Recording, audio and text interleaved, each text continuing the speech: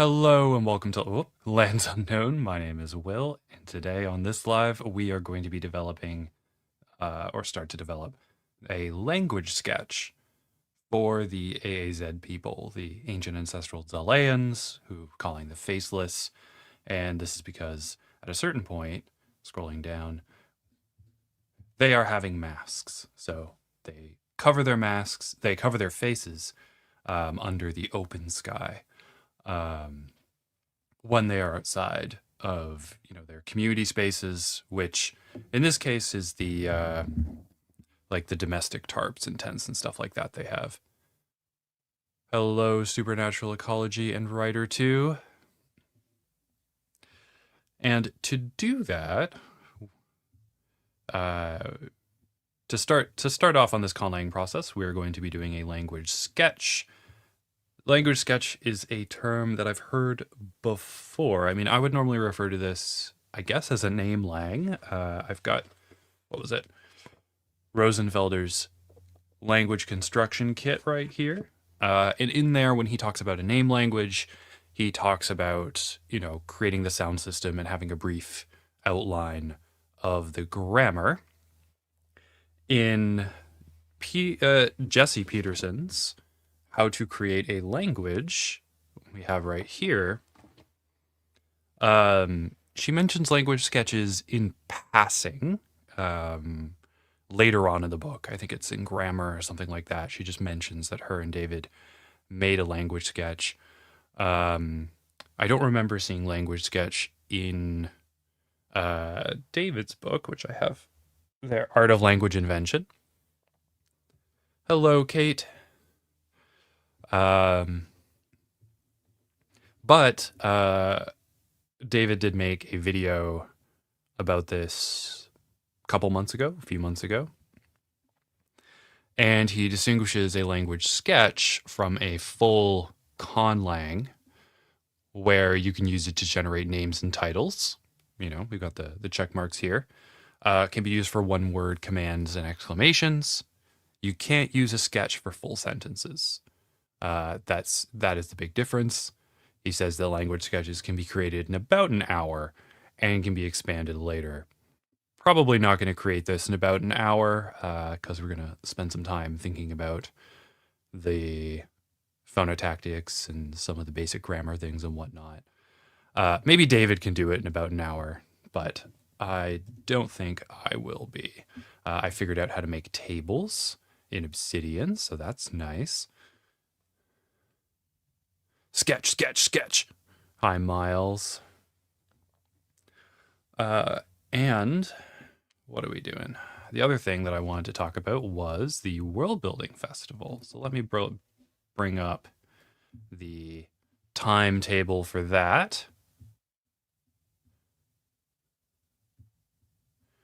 I'm just going to switch what I'm sharing for a moment.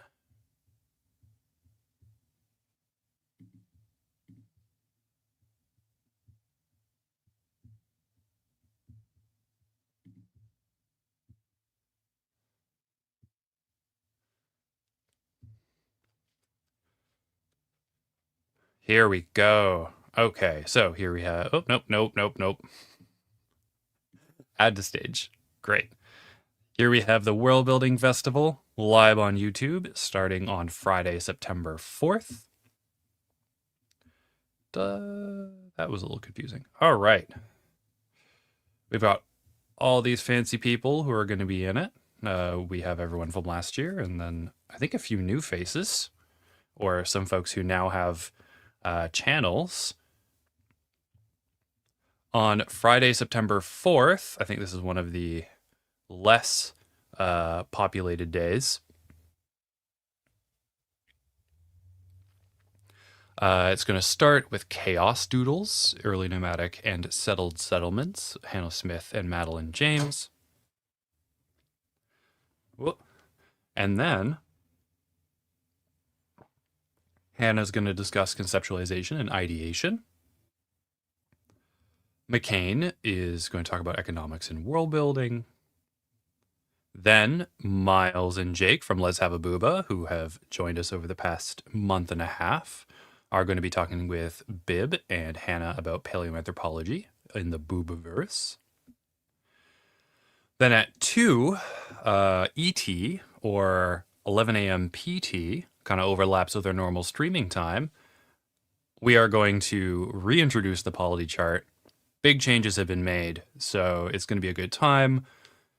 We are, if you've seen the previous polity chart video, we're not interested in, I don't know, like where a state sort of derives its legitimacy. So we're not going to be talking about like whether a polity is like a monarchy or a republic, or what's another one? An ecclesiocracy or something like that. We're going to be looking at the structure of the polity itself, whether it's centralized or decentralized.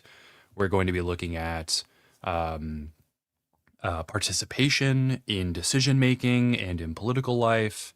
Going to be looking at how the polity exists in space, those sorts of things. And then you're going to have a brief respite from me to work on a patchwork pantheon over at Madeline James World Builds, where you're going to have Nakari Speardane, Bib, Jake, and David Peterson, as well as Red Cool's mapmaking over there.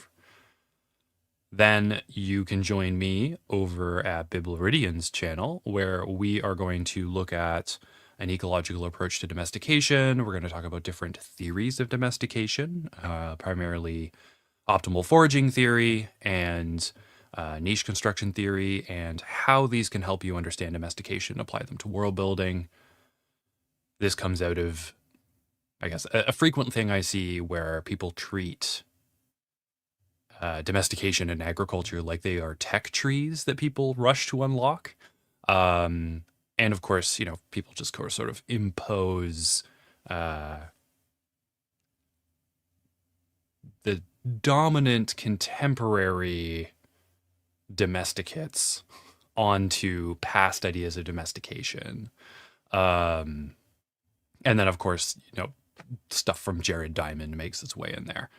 And then to end the day off, going to talk about Lakoff's theory as a conceptual metaphor with David Peterson. So that is going to be fun.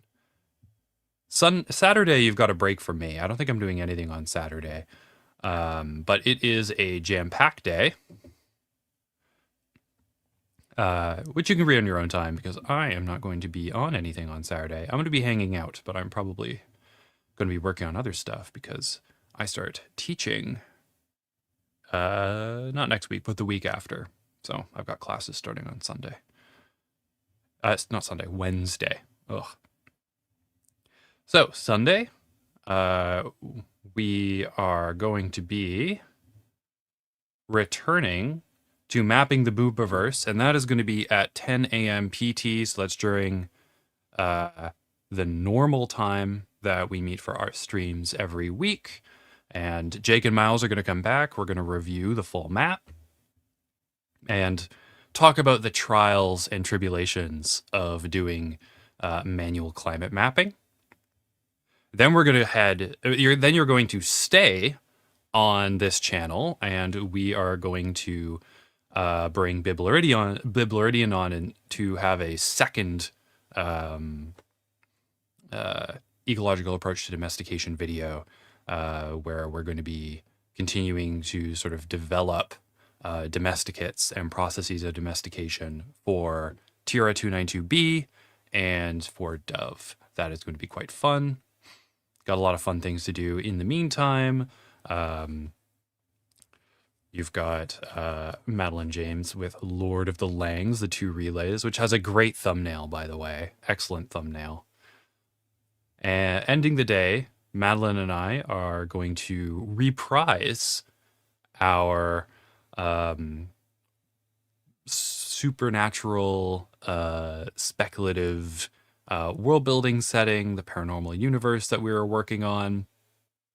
I think last year we were building all of the different supernatural creatures that existed there and all their relationships to one another, bound by certain tropes.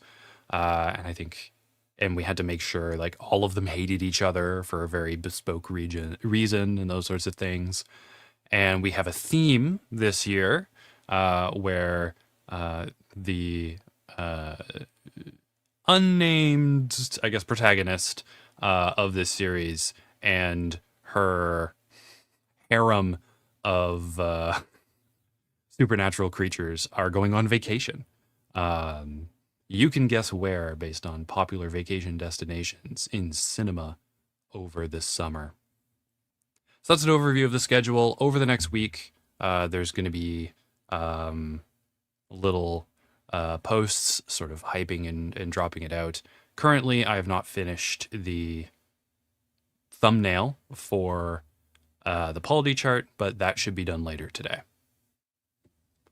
All right, with enough of that preamble, let us get to the meat of things.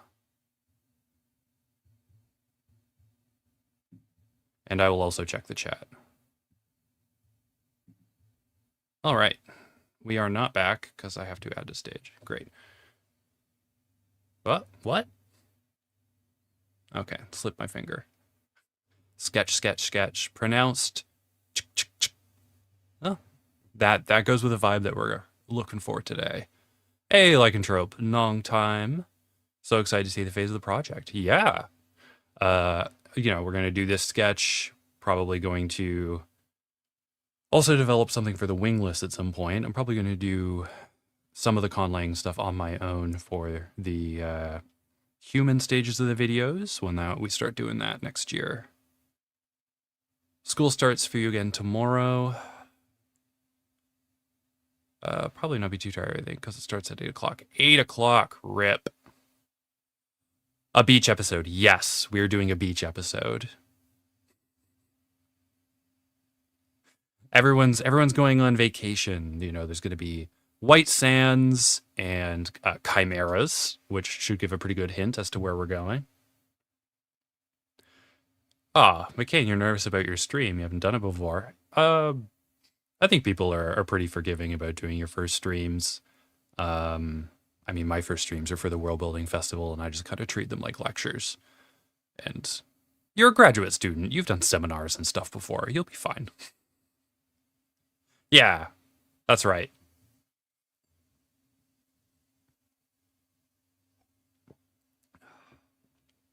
So we are going to be working on a language sketch, and I have some ideas about it. I do like the idea. What? I do like the idea of the ancient.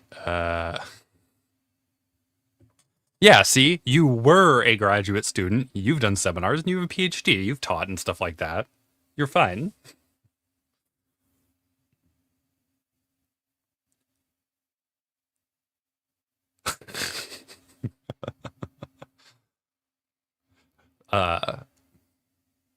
Well, much like how I don't know, the meat of the sandwich fills it up. So too are our beach episodes. The plot is the bread. That is a horrible take. Beach episodes are exceptionally boring, and I often skip them. Except, what was it? Samurai Champloo's beach episode where they play baseball with the American Navy, who's, you know, engaging in imperialism. I think that one's pretty fun, actually.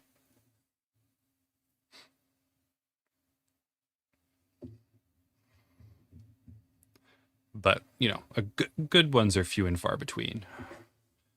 So when we are thinking about these languages, I did have some things that I was interested in, which we can start to detail. Let's move this down here and then get rid of it up here. Great. There were some few things that I was thinking about for the language. I don't know. I think I've mentioned it to Miles and Jake. If I haven't mentioned it on the channel, then I was saving it. But I did like the idea of this language having consonants like syllabic consonants, so consonants can be the nucleus. I do want it to be fairly limited, probably to, fricatives, I guess particularly to sibilants.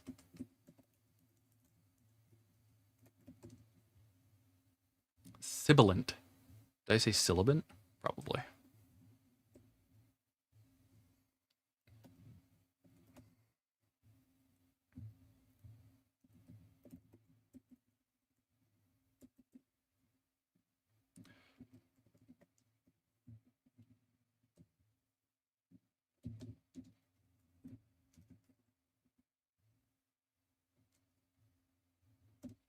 All right, so, and probably, because if I think about some words that I've already been messing around with, and these are not set in stone, these are things that we can change. Where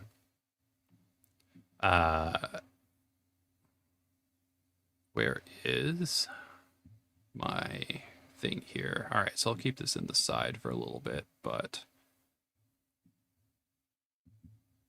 what was it? Hushk, hushk, hushk, quick, hushk, yeah, there we go. Hushk, so we've got, that was a word that I was thinking about. What was another one? And these are all words for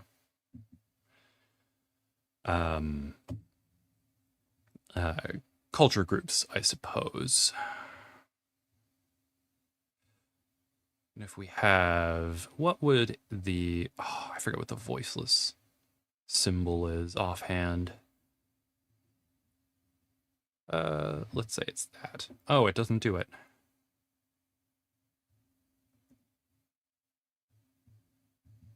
There we go.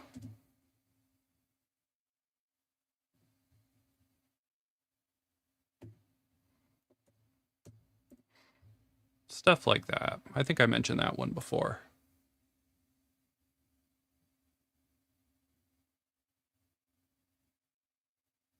Can't have a proper sandwich without some veg. I don't know if beach episodes are the veg of the anime. It's more like mayonnaise. I don't know. I don't like mayonnaise. Ass, asar ult was what I was thinking. So then that would be the, I guess that would be the constant. Where is the little letter guy? Because I think this has both this system has a separate one from modifier line below and then a combining vertical line below. Okay, there we go. I guess technically the A here can be syllabic. The sh would be syllabic there, and the m would be syllabic there. I don't know why it is not working properly here with the... Can I change what...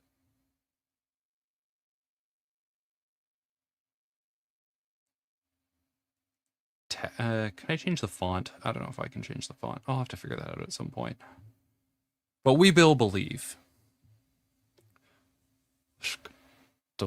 Yes.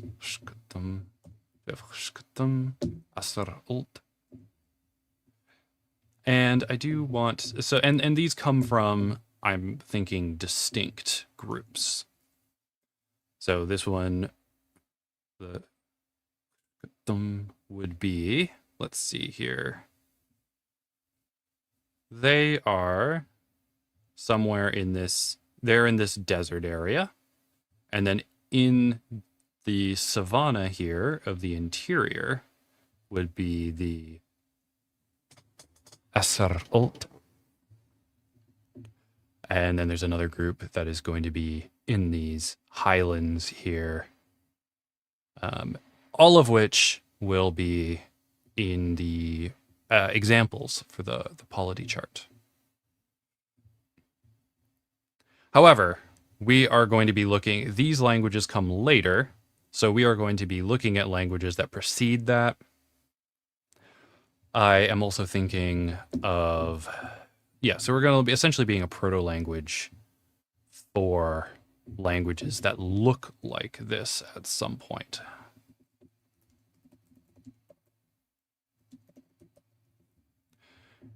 And the idea for this is that, and I'm thinking about how it would be separated. Probably there'd be a northern variety and a southern variety. The wingless are going to be showing up in the east, right? They're going to be migrating from the east westward.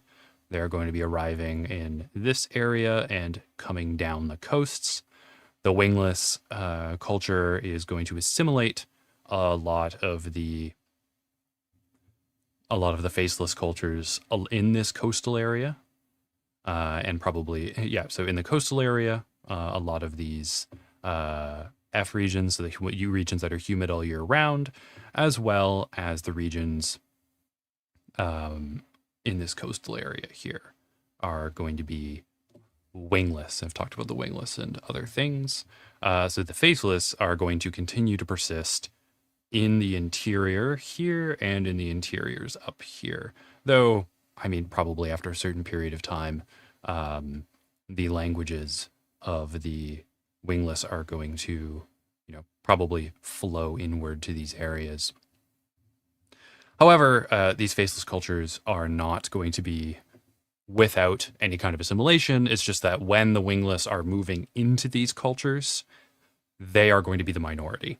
So, they are going to bring social relations, they're going to bring words, they're going to bring cultural customs and these kinds of things into these interiors, but they are not going to be dominating these cultures, essentially. So they're going to be part of the admixture, but they're not going to be the major part. Meanwhile, on the coast, the wingless are going to be the sort of dominant cultural group. And when we're looking at the, I guess, later migration period cultures, which are going to be the ones that we're looking at in the polity chart stream, or if you signed up for the Patreon, you could already read about the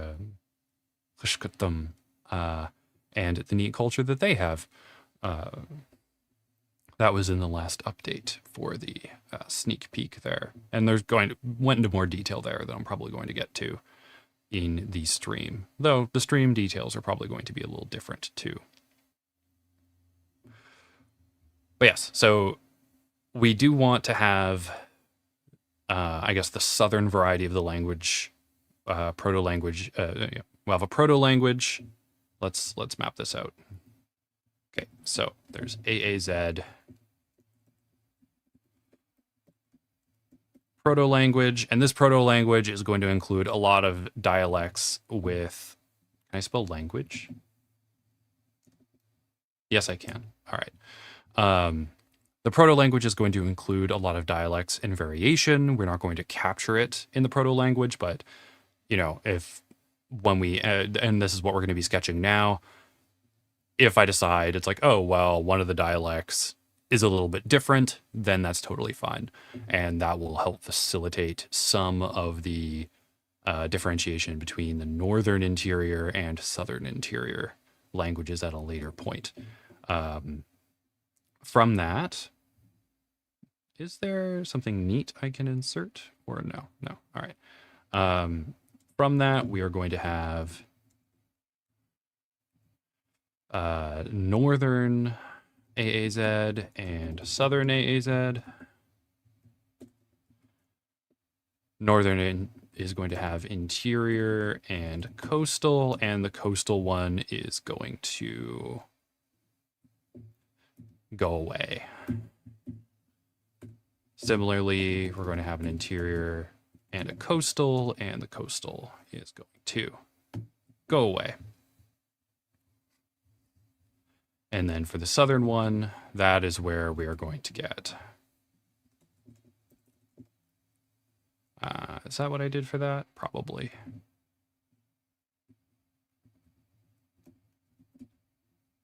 There we go.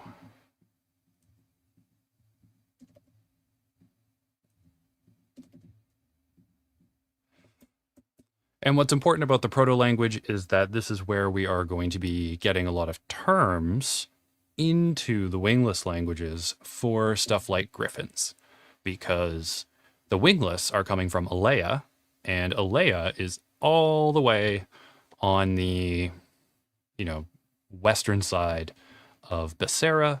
They don't have griffins there. They have beasts and various other mammaliforms or Dovian mammaliforms. Power fist, yes. Oh no. I don't really do Slavic languages. All right, what's going on here? Soyuz. Soyuz sounds like a spaceship. USSR anthem lyrics. Okay.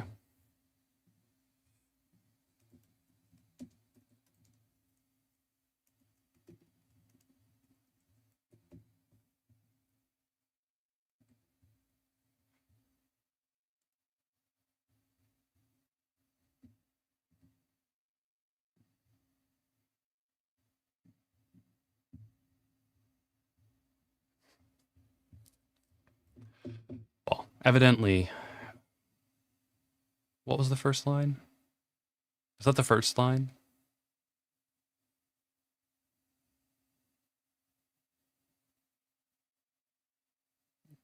Because it's, what was it? Because I think it's something like,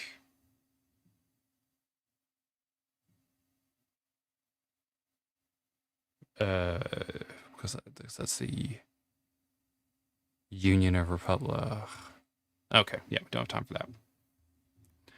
All right, so the importance of this is that we are going to be getting various words out of it. I also think it would be quite fun if the Faceless, in addition to wearing their masks and hiding their face from the sky, also have a language that kind of sounds like whispers.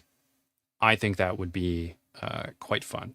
And when the wingless show up and they hear them talking, they are going to be sufficiently baffled by the phonotactics that they have. This also allows us to take some of the words that they are going to be getting, particularly from northern AAZ, the coastal variety, which is going to eventually die away.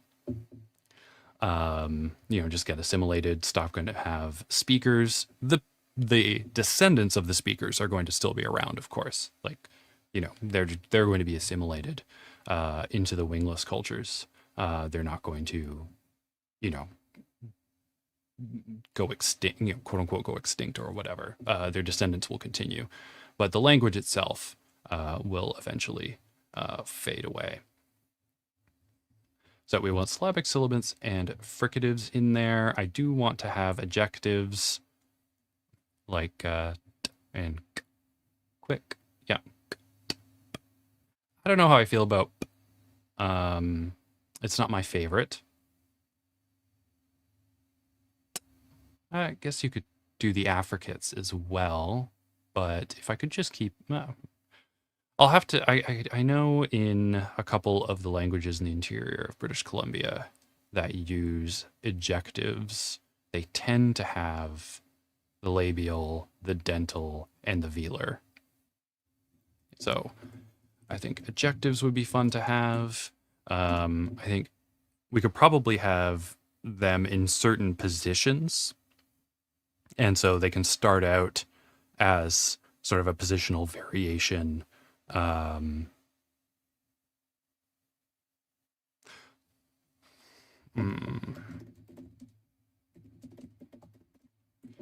So they could start to the variation due to position, and we can think about that like in English, where for a decent number of English speakers in Canada, but also I think primarily in the United Kingdom, the final strong or unvoiced fortis stops are are adjectives. So quick is the normal one. Like I can say quick as a Canadian speaker, where, you know, it is pretty nondescript at the end. But then in England in particular, they say quick. So we could have it appear primarily in certain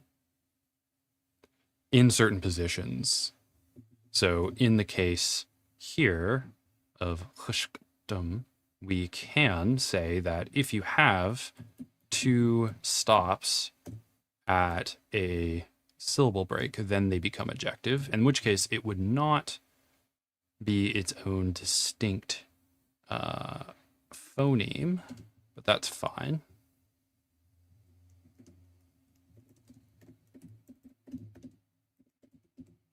But if there is a unvoiced stop, it could become an adjective or an affricate. We'll see.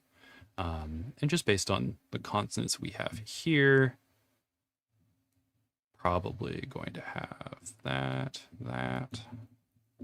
Oh, that's a stop.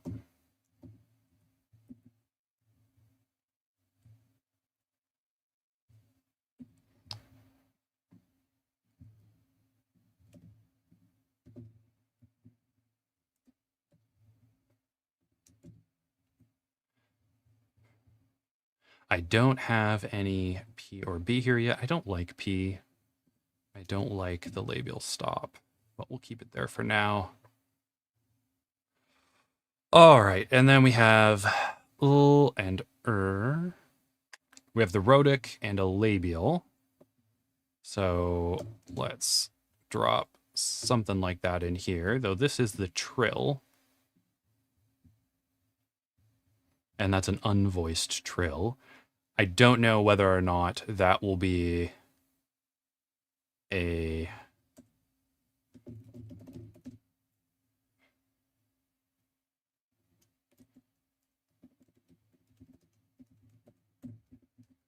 I don't know whether that is going to be a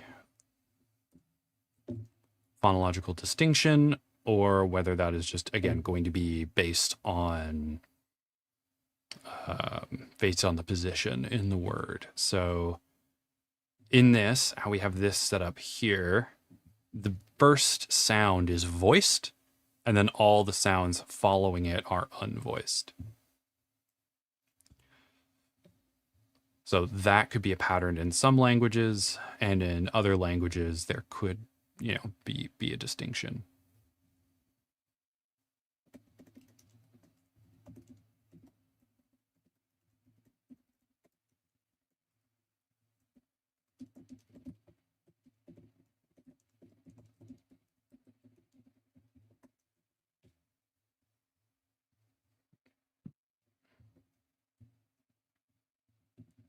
Something I like to do is not have H, so the glottal fricative, not having H, but I think it may be useful to have H, especially if we are doing a system with that is eventually going to drop a lot of things in order to get these kinds of strings of letters together.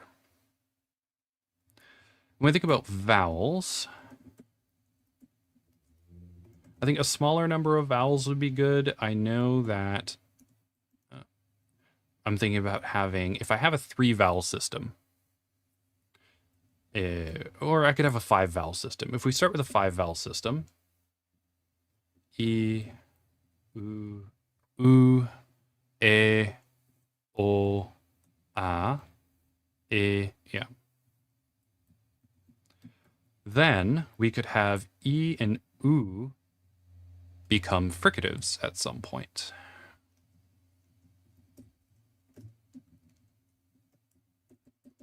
And offhand, I'm not going to get this right. It's not, is it spiralization? This is something that,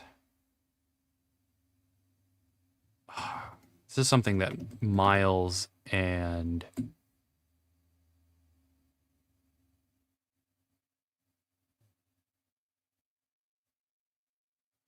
Spirantization. Yes, thank you, McCain.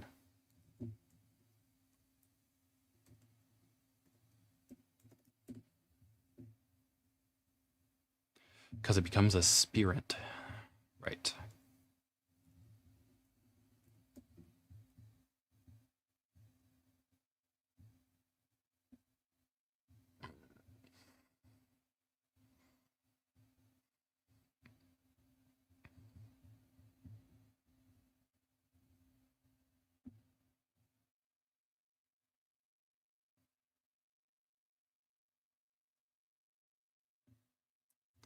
Yes, tend to go to z and v, which is fine.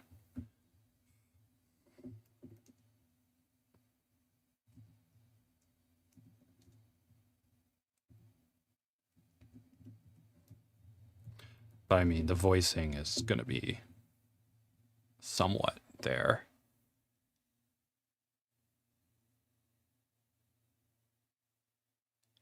Well, we are going to be using it. Okay, so let's do this. In terms of fricatives, E and U tend to go to Z and V. Great. Probably one of the most used sound changes. Really? I have not used it before, so. Little overused, but it's very common too. Turning E and U to Z and V is a common sound change.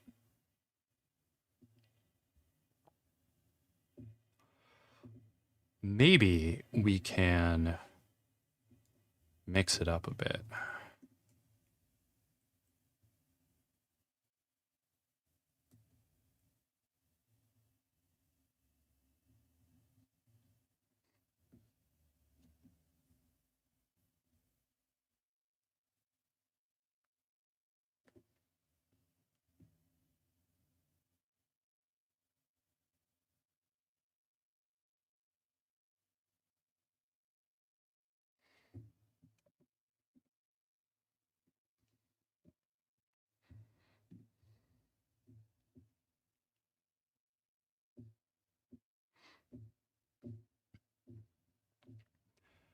Though, if we have oo,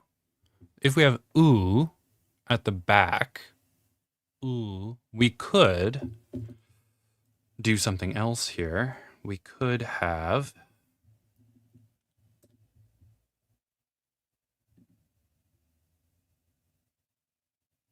because I don't want tfk, tfk, tfk, tfk, tfs, shktum, kf. Oh, you know what? Never mind. No. F is fine. We can do F. We can have a f sound. We can have that fricative. That's fine.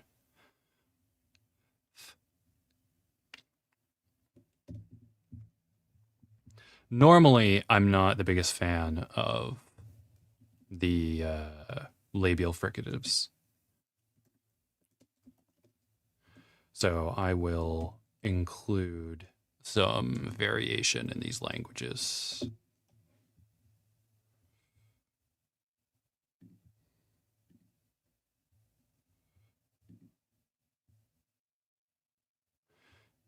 They could lose their rounding, but great. All right. Could lose its rounding.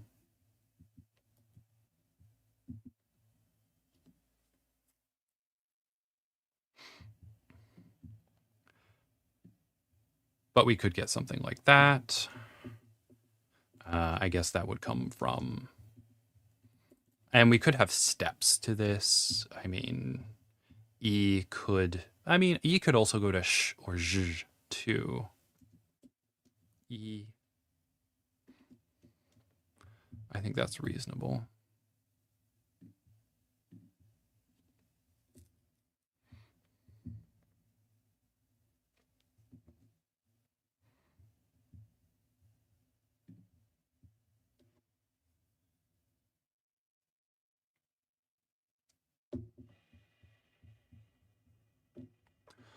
Surely that's W to O. What?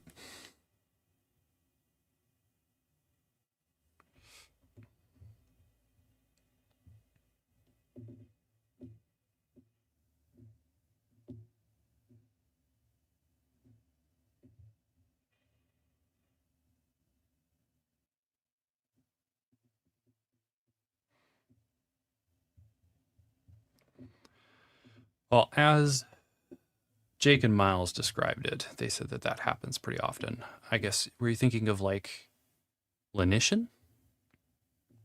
I guess this is more of a fortition. I don't know if there's a different name for that kind of fortition.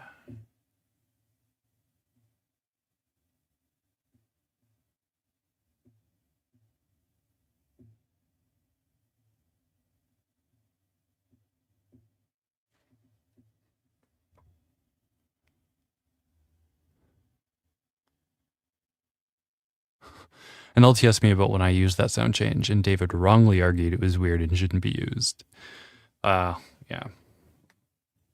I think people have their intuitions about how something is used and how it isn't. I didn't know that this sort of happened, so you're always more stuff to learn. The other thing that I would be, I guess, yeah, let me look at Wet'suwet'en for a sec. Wet'suwet'en. Two adjectives there right in the name.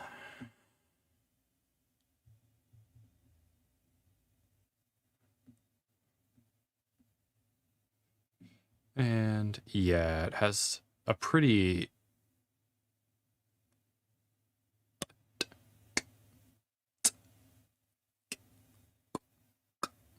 all right, so it's got the whole line of adjectives there. And then it's got aspirated and tenuous, sorry. I guess you could call them stops as well. And then it's got the glottal stop. But it does not have voiceless labials, which is interesting. Huh.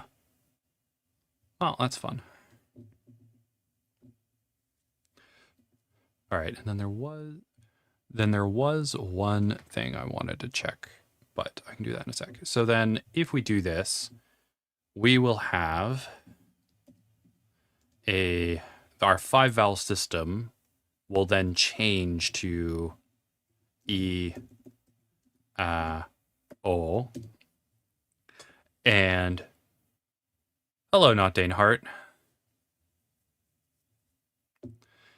And for E, A, O, no, not E, E, A, O, we can then. I have two feelings about this. And maybe we can do something different in each of these major branches. I think it would be fun for one branch to essentially go back to that U system.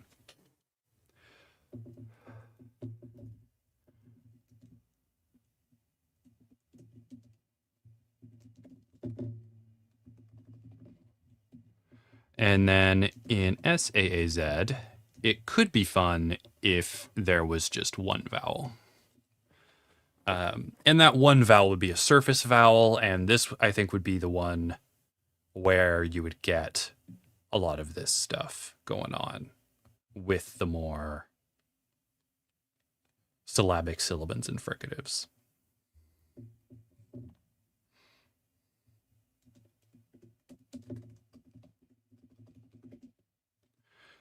So the northern AAZ languages don't have to have as much syllabic sibilants and fricatives in them.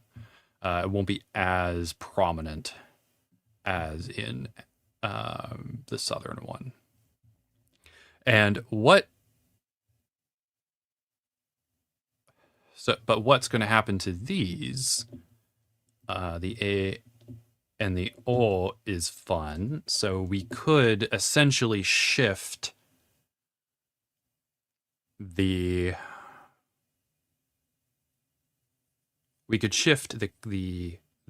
character of the vowel onto adjacent onto the consonants. So we could shift it from being a sound level to the word or to the syllable. So something what we could do, I guess, if we had a word, I don't know.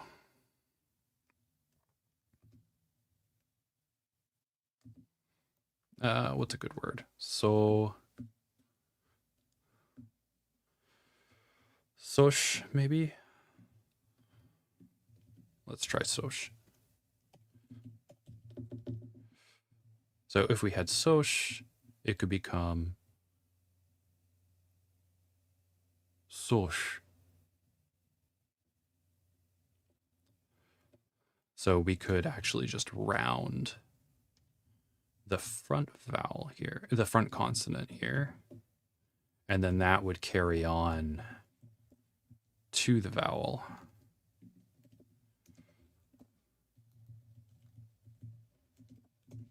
I don't know why I did sosh. Twosh. There we go. Oh, is this going to be weird because it has a whole system with square brackets? That's not going to be good. Okay, let's just...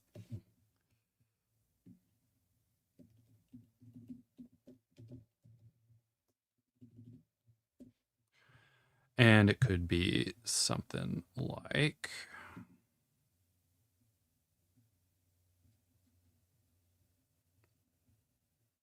that. Twosh. Tu. Instead of t, tu. And then this would essentially create a system where you would have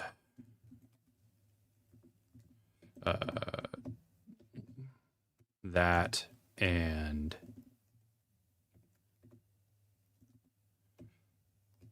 that. And then for something where it's A or E, I guess we would probably, I mean, the easy thing to do would be to make it palatalized at the beginning.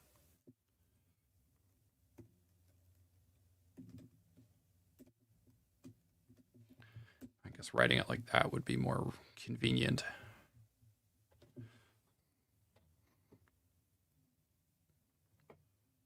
Tosh, tas, tis, tish. Yeah, twosh, tash, tish. So then it would be, for each syllable, the first consonant would tell you how to pronounce the vowel. And yeah, that could be interesting.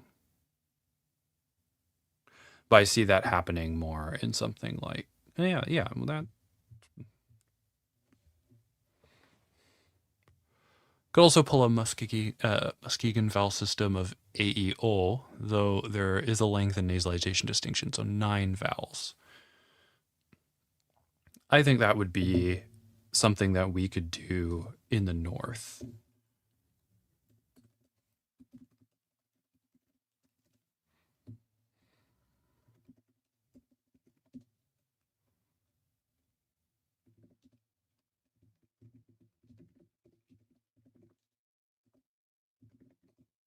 I mean, we could keep it as a O, or we could make it something more like that.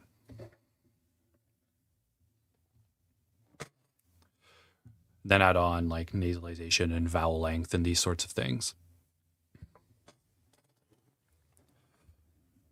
If I pull this out a bit, oh, I don't want it to be like over my face. There we go. See, this arm is coming in handy. I think I was peeling out a little bit. All right.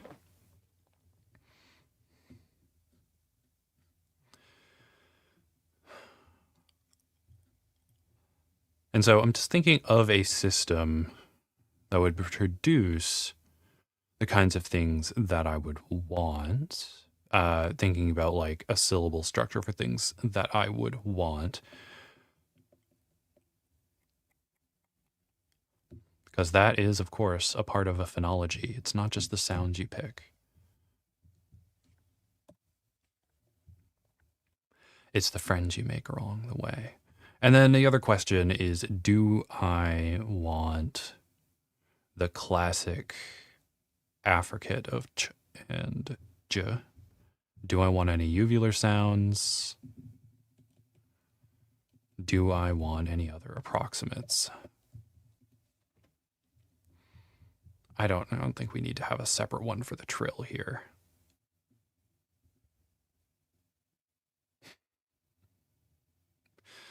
Yes.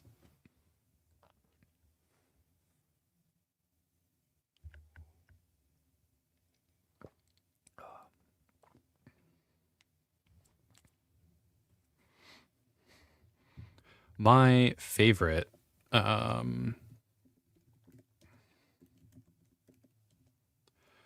was it Missouri? I think it was.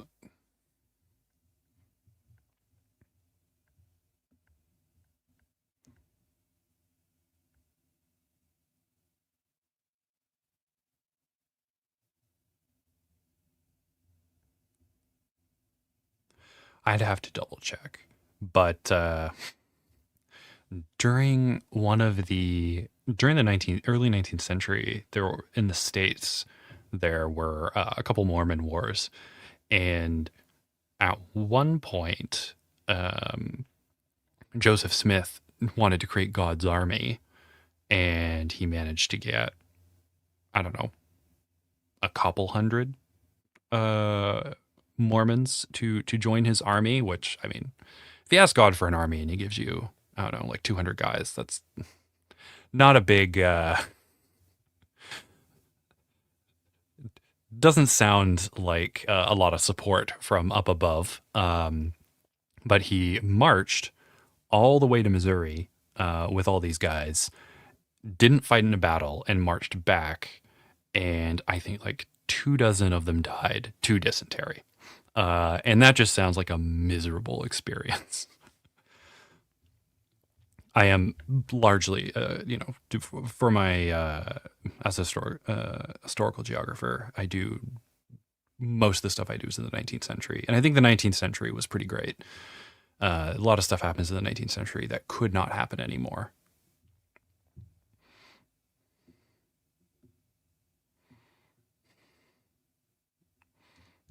Not a vote for confidence, yes. If if you ask the divine power for an army and he gives you 200 guys, not a very good vote of confidence, I have to say. So, Slavic syllables and fricatives in SAAZ. I mean, they're probably going to be in NAAZ as well. They're just not going to be as prominent.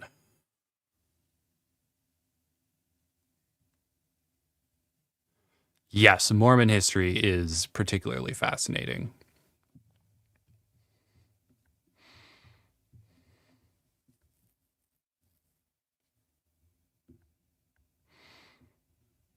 I think everything from all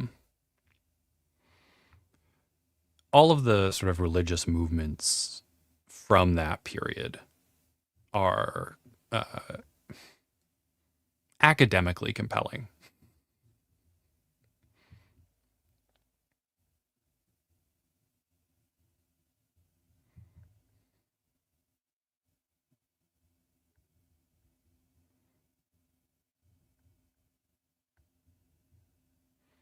What else we got? ACW losses to attrition were higher than. Yeah, I mean that is true of most wars. Most I won't say most wars, but prior to, I think it was prior to the mid 20th century, most casualties in war were due to like disease or other kinds of attrition, like hunger, starvation or dehydration, right? It's only been, there are two military systems that don't tend to have these problems. The first military system would be when your logistical chain is rather short and you are acting within it. So, if we think of a lot of warfare that would have occurred among, you know, small scale like hunter gatherers and uh, agriculturalists who engage in a decent amount of foraging, as well as horticulturalists and stuff like that, because they're not too far from their base. They're usually operating at a no. Why am I talking that way? This is over here. They're usually operating, at a very small logistical tether. They're usually bringing the stuff with them that they need. So, if they're going to be gone for 2 weeks, then they're bringing enough food for 2 weeks.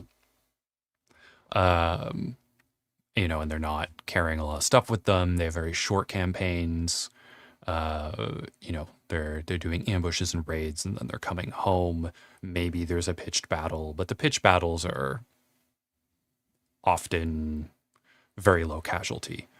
Most of the casualties in that system of warfare is coming from these ambushes and raids, where they're hoping to catch their enemies unawares. And this is more or less what like chimpanzees do as well.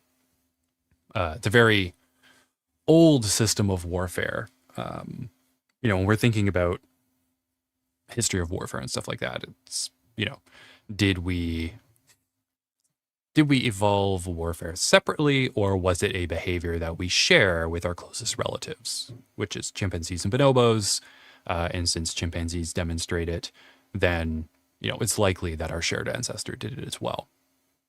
Though warfare is only something that is a behavior that tends to happen in certain conditions. So bonobos don't do warfare. So like humans are not locked into doing war, and there are many, historic societies, that we have documented in ethnography, or prehistoric societies that we can make out from the archaeology that didn't engage in all that much warfare. We also have different kinds of technologies like treaties and peacemaking and stuff like that, where, you can create relatively peaceful systems between polities. And so that's not. Why was I talking about chimpanzees?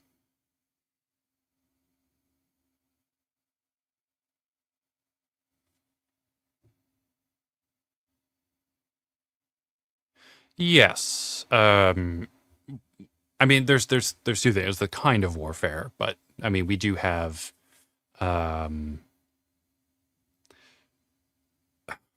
Some of the issue is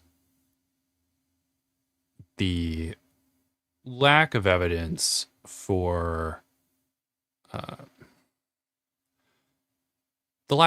warfare in like the Paleolithic doesn't necessarily lend to an absence, depending on what the warfare looked like. We also have a very concerted effort by some anthropologists to argue that like every instance we see of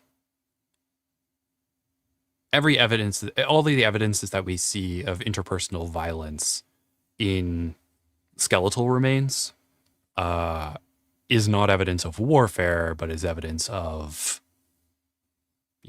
interpersonal violence at a community level, which, it seems reasonable that we engaged in warfare to some degree in the Paleolithic. We have ample evidence in the Neolithic.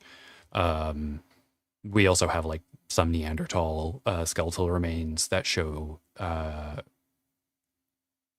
injuries in the skeleton from a spear, and some of the analysis of that injury suggest that it was a dart thrown by an atlat, right? Like a dart thrower. And Neanderthals did not use dart throwers. Humans used dart throwers. So if that is the case, then a human chucked a dart at a Neanderthal at some point in time before the Neanderthal's death.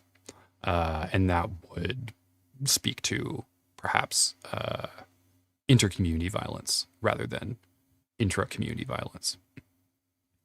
Um, yeah.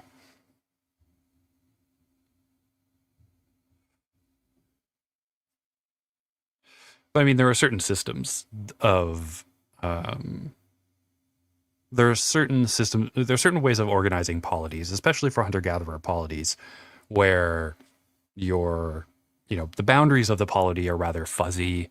The group is seasonally mobile, so the peripheries of the polity are constantly changing based on where the groups are within their territory, and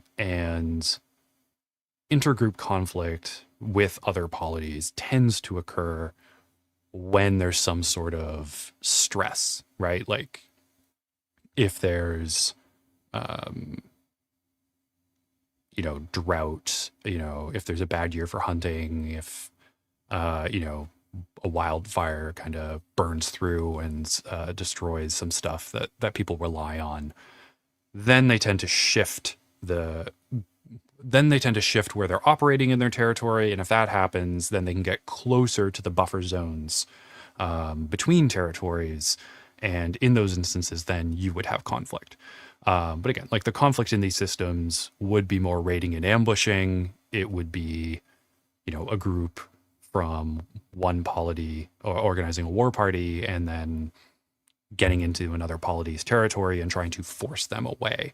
And that leaves very different kinds of evidence. It leaves very different kinds of material evidence than the kind of military systems that we start to see with agrarian societies as they develop, where the point of the military systems that those agrarian societies are engaging in is to deliver a siege, right? They're trying to take settlements because you take the settlement to control the agricultural land around them.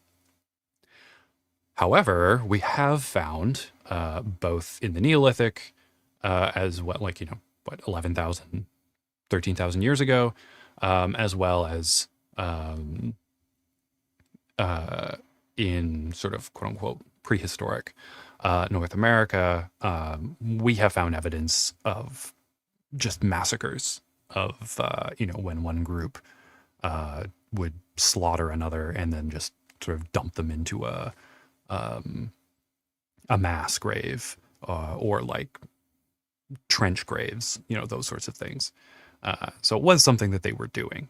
And that was in those areas, not necessarily associated with agricultural societies, though, they could very well have been settled societies.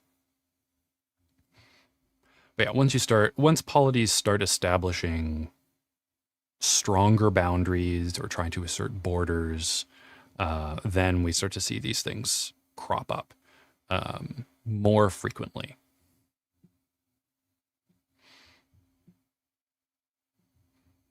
Yeah, the kind of societies that tend to exist before, about 12,000 years ago, 13,000 years ago, don't have the same conditions that would produce a more kind of frequent warfare, which we see afterwards. But again, frequent warfare in this case, like, I don't know, if we think about Athens, for example, during the Persian Wars, with like Thermopylae and like all that stuff, most Athenians, like they fought, I don't know, 3 battles over the course of their lives. So like you're going to a battle, like you're doing war, once every 2 decades or so. Like that's the kind of frequency that we're talking about in, more settled societies. Like it's not as frequent. I mean, you can have societies that are more militaristic and are engaging in a lot of conquest and those kinds of things, but those are much more rarer in, the long lens of uh, the history of humans. And it is something that tends to show up more recently, in the last few thousand years. Or few would be three, maybe several thousand years.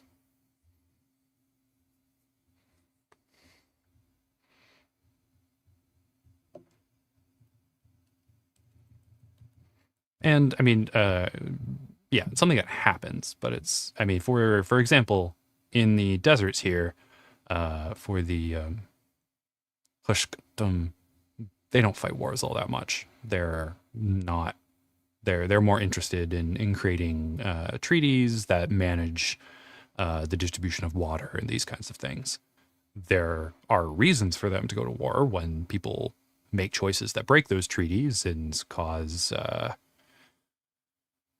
strains in water use, which impact their agricultural system. But, that's not a common occurrence. And I do think that we should be, not should, but there's definitely room in world building for more societies that have different solutions to interpolity conflict rather than just going to war, which seems to be people's defaults. Which, to be fair, we live in societies where up until relatively recently, that was kind of the thing that they would do. All right, so now we need to figure out the phonotactics for the language here, but we are now at 11. So we are going to... Nope. Yes. Great. Does this change the size? Yes. Great. Fantastic. All right. We are going to take some time to venerate the sun.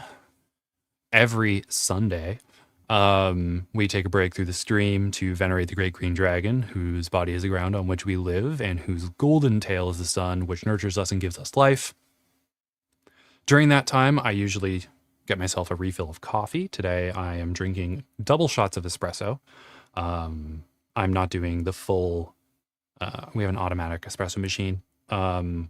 Usually it does... You can set it to 1 bean, 2 bean, or 3 bean. I'm setting it to 2 bean, so very excited about that. But you can venerate the Great Green Dragon however you choose, and when we get back, we will continue with our language sketch.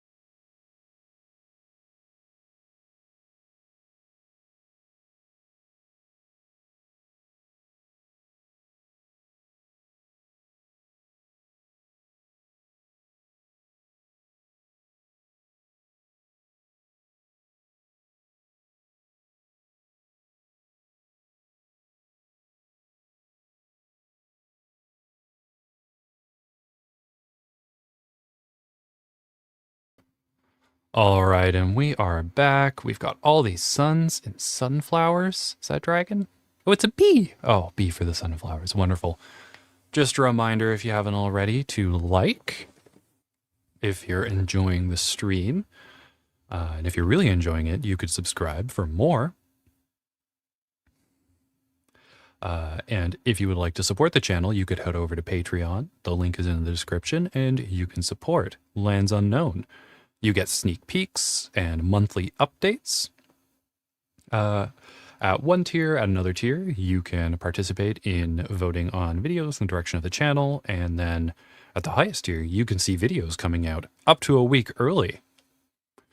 And let me know if I make any embarrassing mistakes so I can re-upload the video before everybody gets to see it.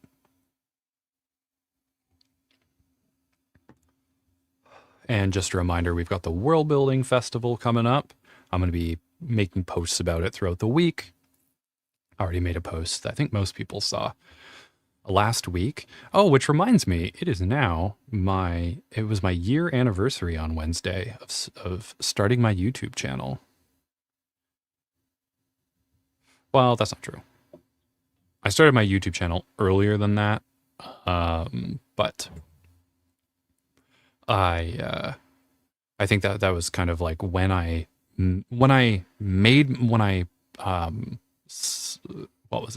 scheduled my first stream was a year ago on Wednesday.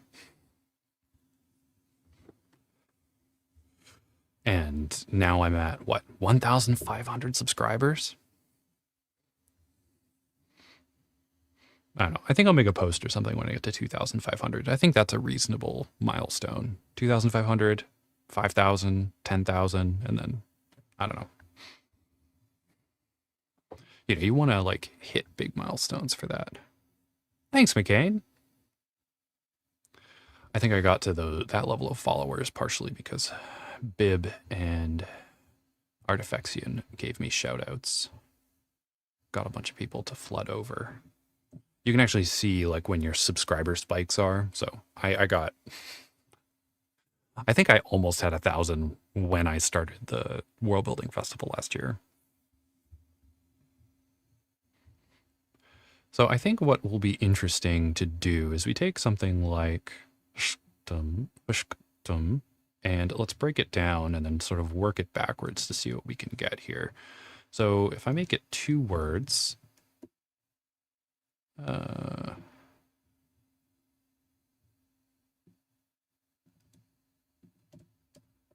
and let's say we have a sort of floating vowel here. Can I find a little vowel? Do they do that? Yeah, let's do that. Oh, I got the T there, whatever. Let's have a little floating vowel there. So this is a suffix, I guess, maybe the word dom means a group of people. And when it stands on its own, so we can have this sort of floating vowel here, so that when the word stands on its own, it is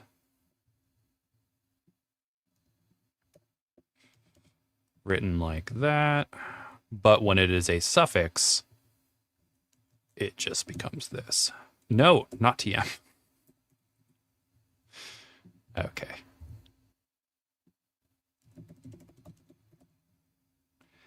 And this is just a dummy word. Like, I don't know if I'm going to use this. This could change. And if we go back to here, maybe, the word, this probably resembles what the word looks like up here, though maybe it could be something, maybe it was like that up here, and perhaps because this was rounded, it spread 2 here. Yeah, that could be interesting.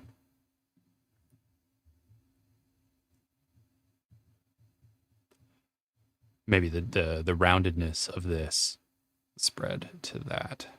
Yeah. And then in the proto-language, be something like that. Not much change for that word. We will see.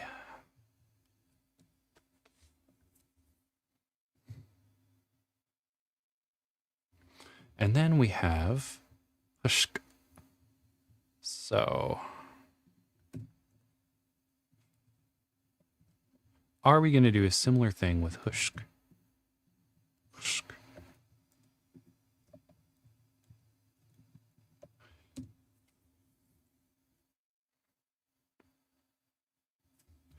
Because for this, would it need to be anything separate? I mean, I can take this out then.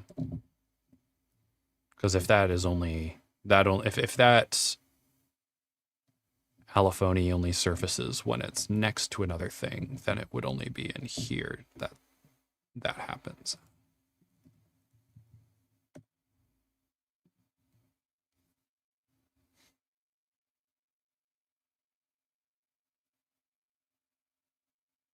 Yeah. That's fine, but now we can think about where it comes from.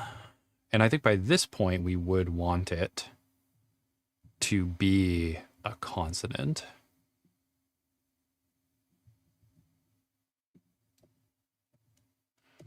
But I think keeping it, yeah, it's not going to stay the same the whole time. That would be silly. So this could be where we have that.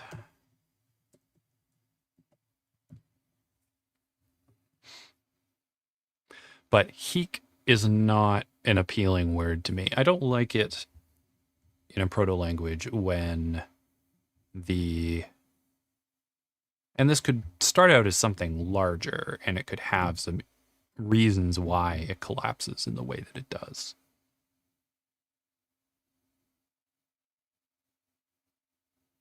Sick. Seek. Chic. Yeah, maybe it does that.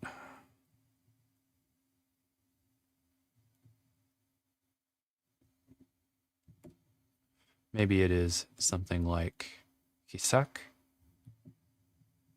Because if we have it as hisak, then the second syllable, the a, can be removed, so it could become thik, hik, thik, and then chasik could then become chk, or hisag. If we have it as hisag, we could have word final voicing at some point. So, hishk, hishk, hishk.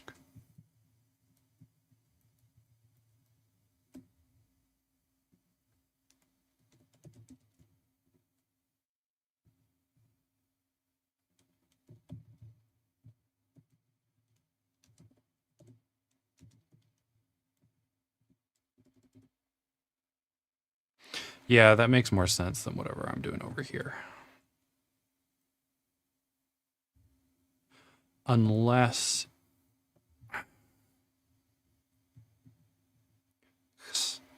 Sak. Oh, okay. No. I like that better. Shak. Okay. Shak. We could have this become one of our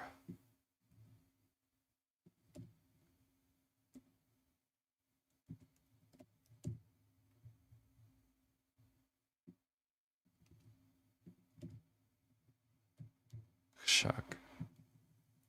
There we go.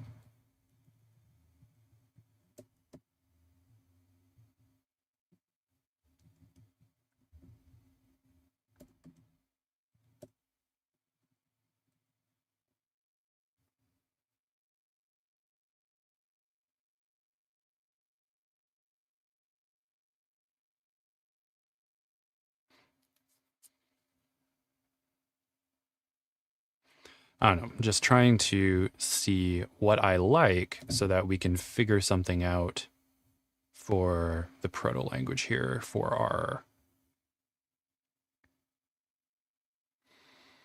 phonology.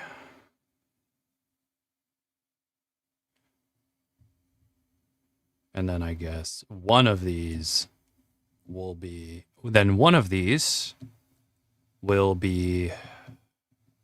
so maybe we'll hit there with the syllable. So he can be some sort of prefix, and the stress is on the second syllable. That would lead to it being removed at a latter point. Yes.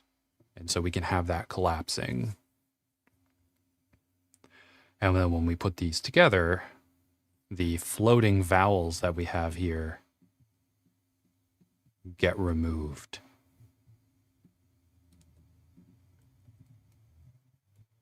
Shuck, shuck, shuck, shucktum.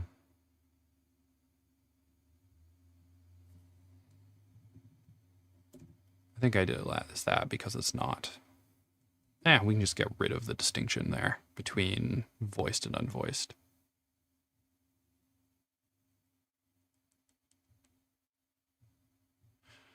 Have to figure out what Hishuk means, but that's okay. All right. So if we go look up here, what we have, are any sounds not represented? No. Do I want to keep a uvular here? And do we want stops here? Because we can either go having kaga and kaka. Yes, there's a vowel in there. That's more for me. Or do we want chaja?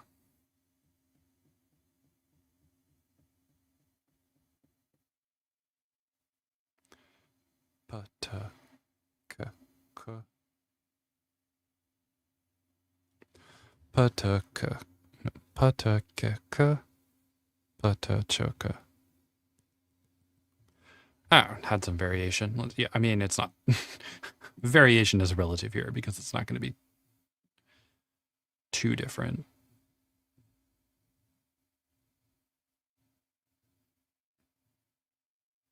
If we want adjectives, we'll just make them later.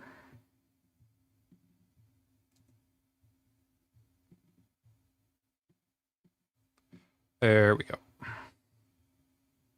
And I guess I will.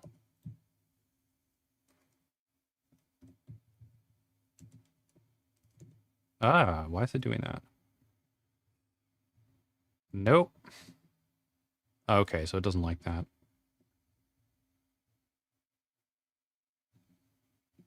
Gotta figure out what Obsidian likes and does not like when I do brackets.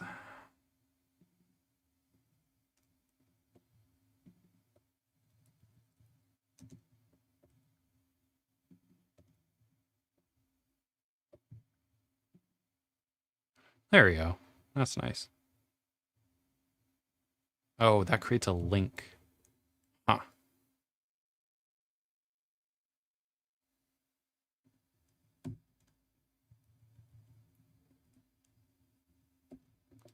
Does that create enough distinction? I don't know. I'll just use the backslashes for a narrower reading. So I don't want to link things or create anything I don't want to do.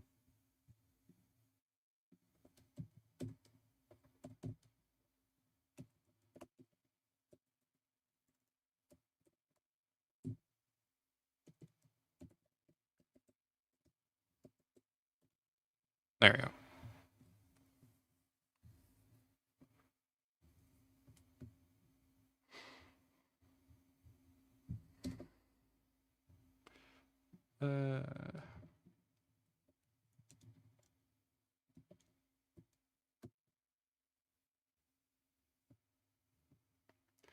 Do we want to have in the beginning, or is it something that can show up later?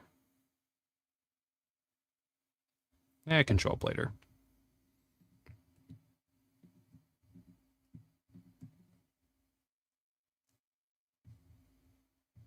Great.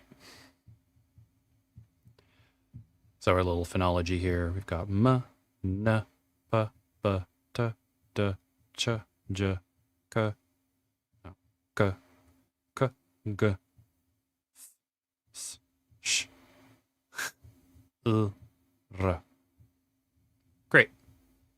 And then our vowels, e, u, e, o, a. And I guess I've been making some decisions about what this language is going to be looking like from here.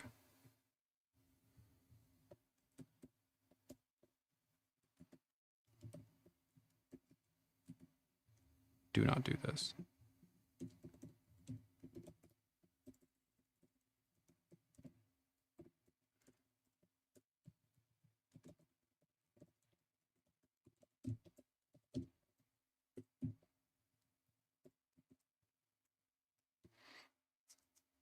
And something I do not want is I don't want something from the same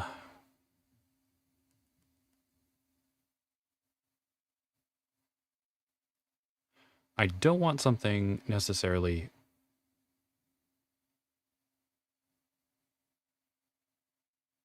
from the same place of articulation, but then that would make this word not work unless it too had something larger, because don, o, eo, don. Don does not work because d and n are in the same place of articulation. So there could be something that causes nasalization to happen at the back.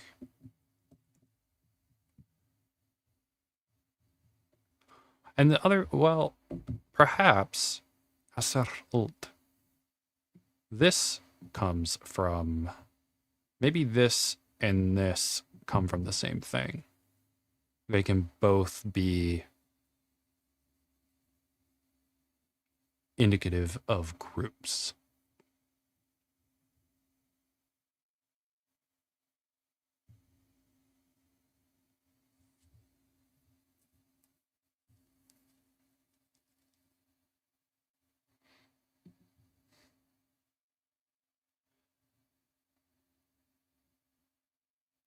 And if there is a yeah. That's in the dental spot. I mean, I could put somewhere else.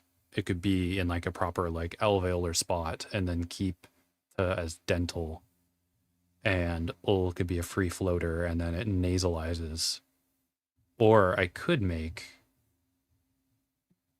shkdum be shkdul. Shkdul. The shkdul. That's not bad.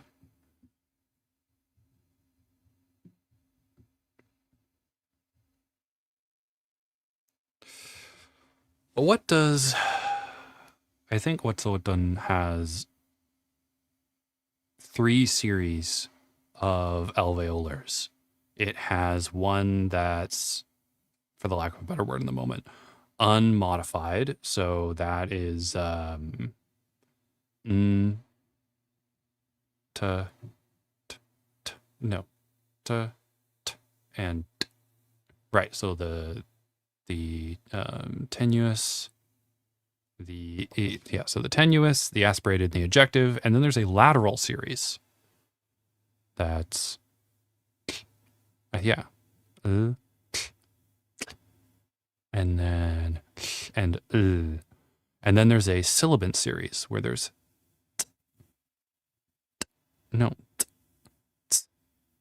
and z. So the median doesn't fit within that scheme. That could be an interesting thing to do in order to break this up, so I can have n in or l or r in different spots, and then maybe it loses that distinction later.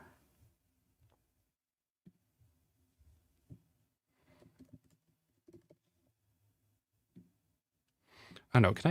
Can I merge cells? I don't think I can merge cells in this. Yeah, no. All right, that's fine.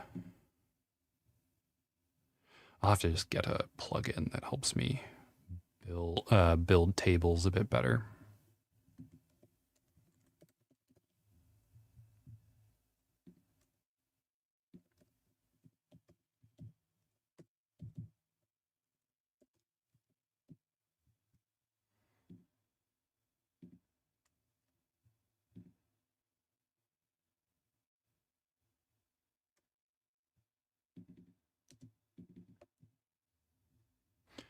Though I don't know if there's a ligature for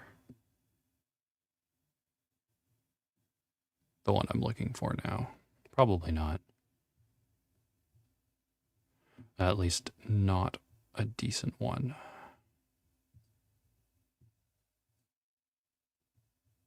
Oh no, what am I doing? Oops.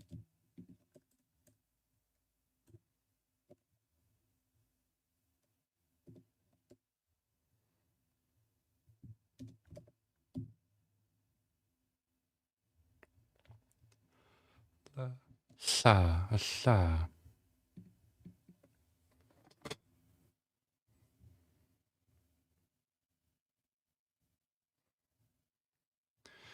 So, and if that distinction falls away, we could have sha. Sha could merge with l at a certain point. Could also merge with sh. Sha. Yeah, that could work.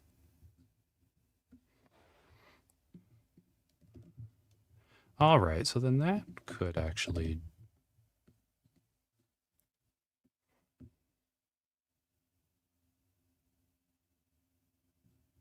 No, I don't want it there.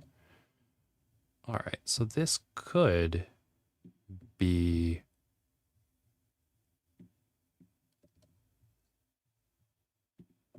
that instead.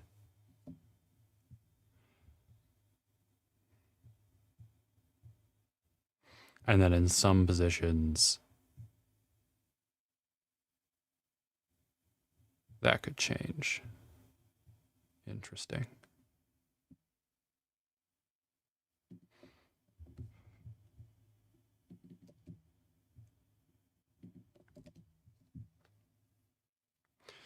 All right, so a pattern I'm seeing here, in addition to a CVC structure, is that the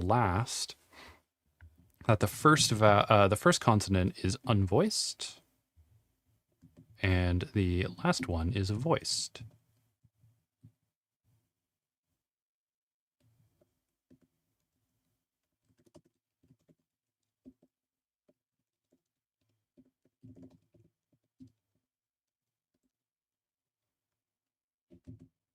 Initial, I think that's what we call it.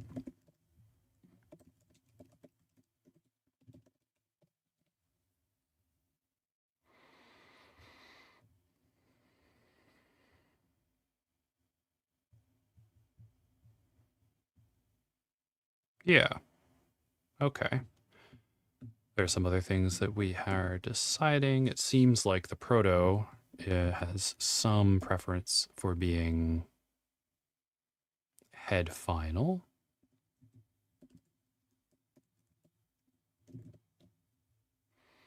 Because here, hisak. I don't want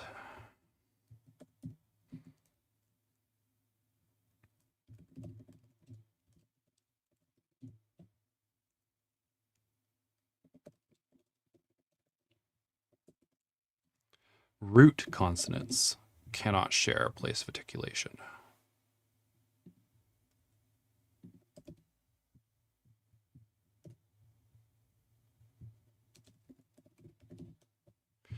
And at some point, it's going to shift to suffixes. So in the southern interior language, we shift to being head initial.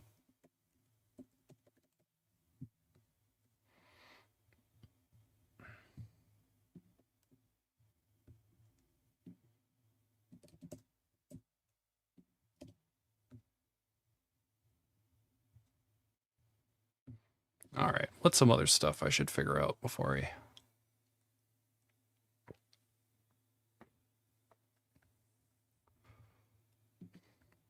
That could also be an L. So... It's on. Because if I want it to share something with this...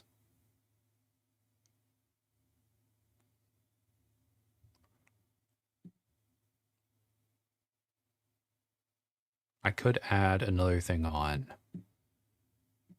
to the front.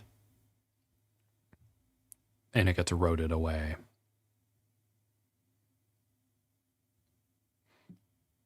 Or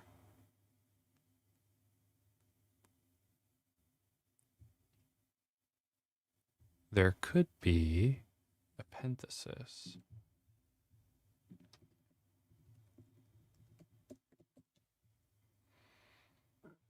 Not a parenthesis, sorry.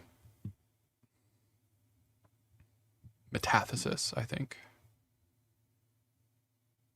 Like, if this word here was done, for example, maybe it does not. Maybe it, nope. Oh, great. Maybe dim in asr ult doesn't work, so they swap it to that, but maybe you cannot start a word with n, so instead it becomes ult. That doesn't make sense. Nt. Asr nt. Asr nt. Yeah, I don't like nt. That's not good.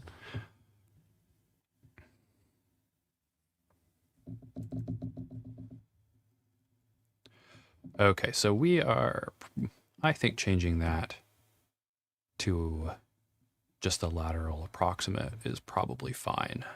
So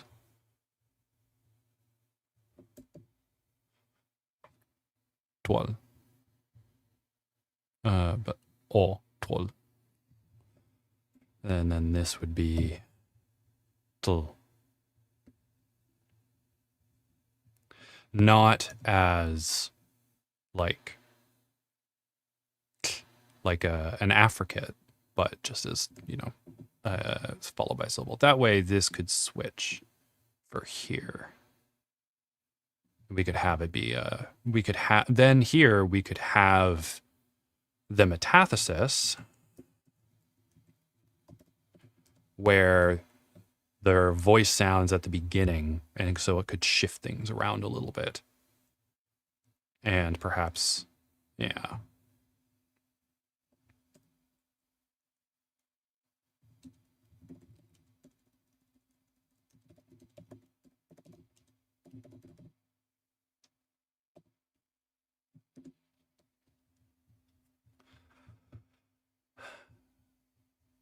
And if you had a word then, like khashak,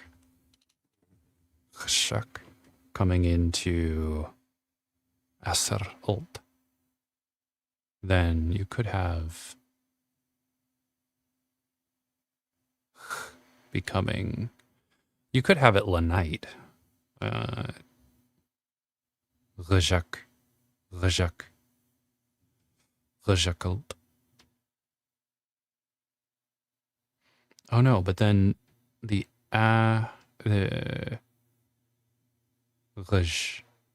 ag, ak, rajak, rajak. Or maybe then the sound would unvoice. Maybe the vowel would devoice. And that's where we get the h from. Maybe it would just get deleted altogether. So for the asr ult.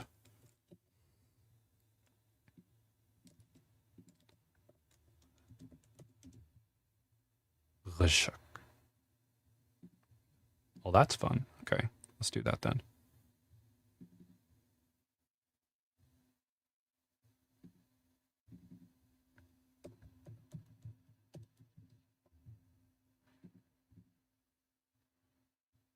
So they could refer to the hushkatul. Hushkatul.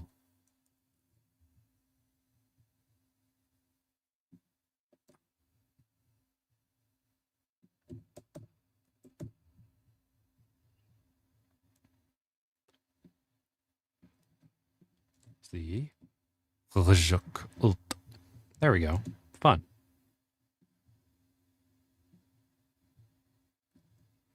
Unless they use an exonym, which is probably likely.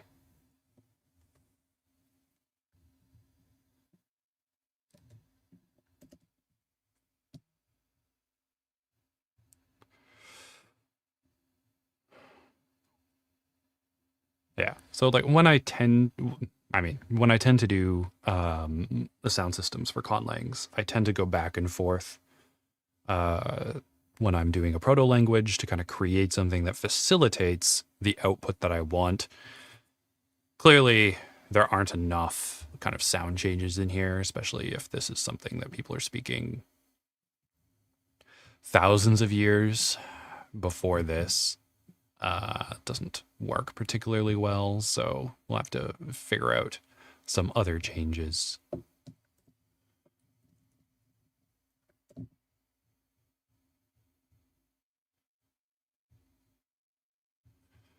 I don't know if we look at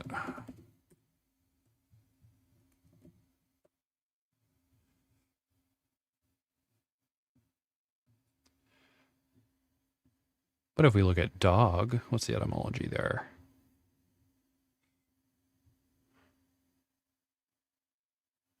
Is there a PIE for dog?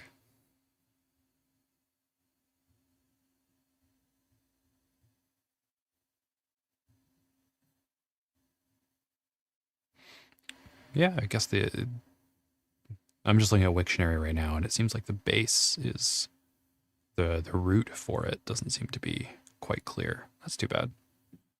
Let's try horse. Horse is I think we got a good idea on horse. Horse. Okay. Wersen. Ursa. Oh my gosh. Oh, okay, so that's the back there, and then curse. Russa, Ross, horse. Ah, okay. From the Proto-Germanic to English isn't that far, but Proto-Germanic wasn't that long ago. Yeah, so we should have a bit more variation here. But we can always figure that out. If we did have it as hisag, then maybe the h then velarizes. I don't know. It'll probably become sh instead. We'll see. I don't know. This stage of the language, we're just sort of feeling things out. What are some things that we want to sort out for a name lang? Let's see if Jesse Peterson in this case. Nothing in here for naming language?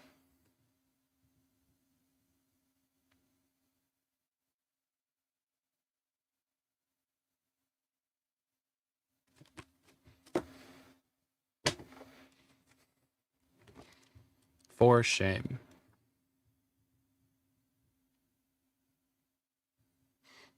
Here we go. We got naming language for Mark. Now, Jesse may have something in naming languages in that book. However, it is not in the index.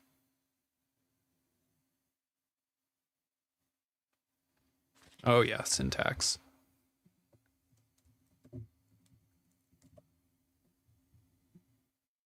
Syntax would probably be its own thing. Whatever.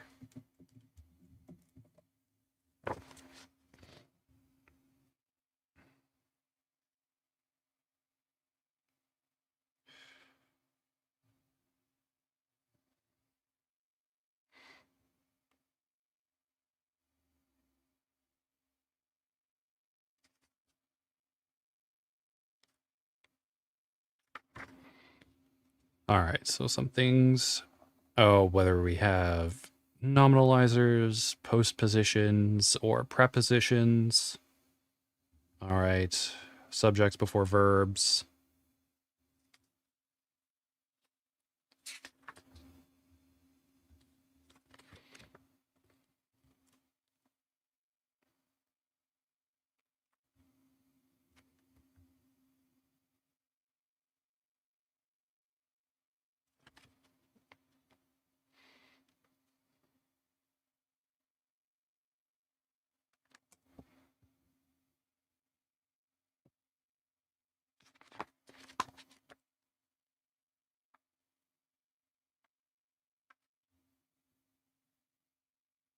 Yeah. All right, let's finish that. Let's figure some of that stuff out.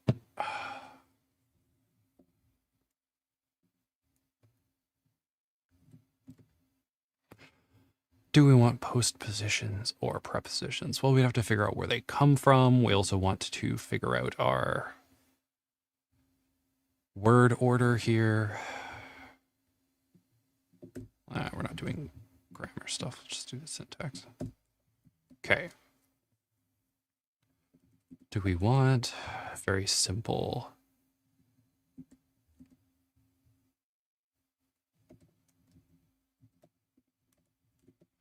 Maybe we could do something interesting with the word order, or we could keep it rather stable. I mean, even if we do free word order or something like that, there's going to be sort of a basic.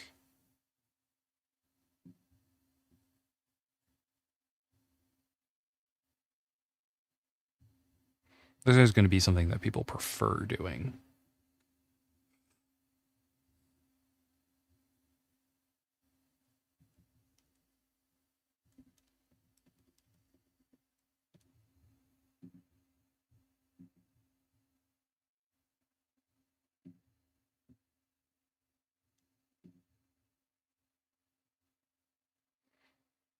Hmm.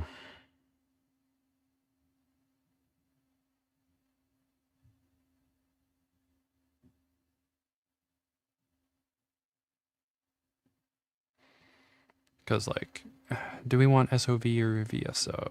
SVO? I mean, SVO is, if I pick SOV, I fear that this is going to be looking more Persianate than I'd like.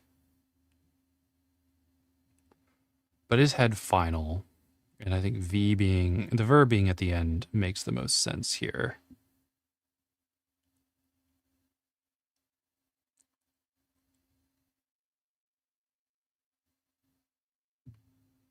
The only other thing I would think of is putting the subject at the end. But those are quite rare in comparison. Not that means that, we can't do it.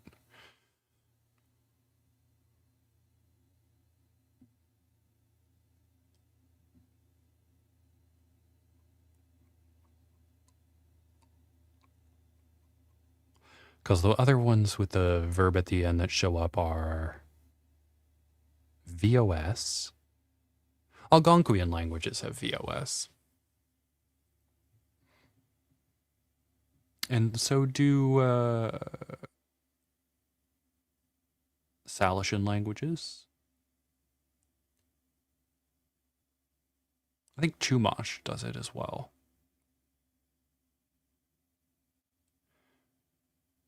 There are probably a couple others, but it's definitely something that, to me, is more like, North American indigenous. So VOS could be an option.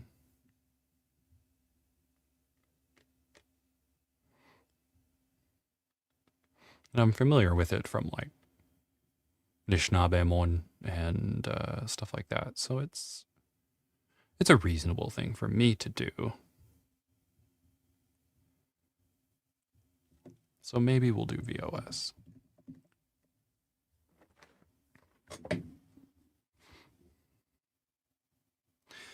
And I like the VOS because then we can say that we can have postpositions, no, prepositions.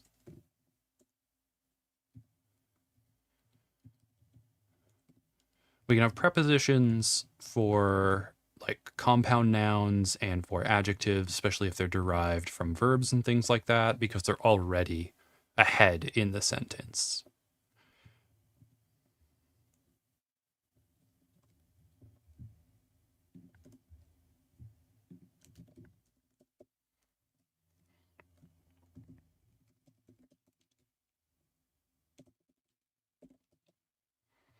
So we're going to have our adjectives coming before the nouns.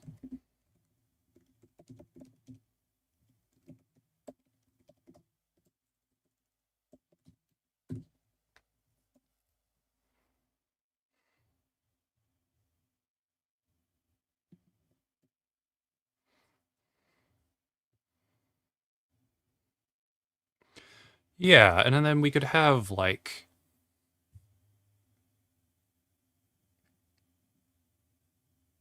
adjectival nouns and things where, or nominalized verbs where you just slap on a noun ending to the verb.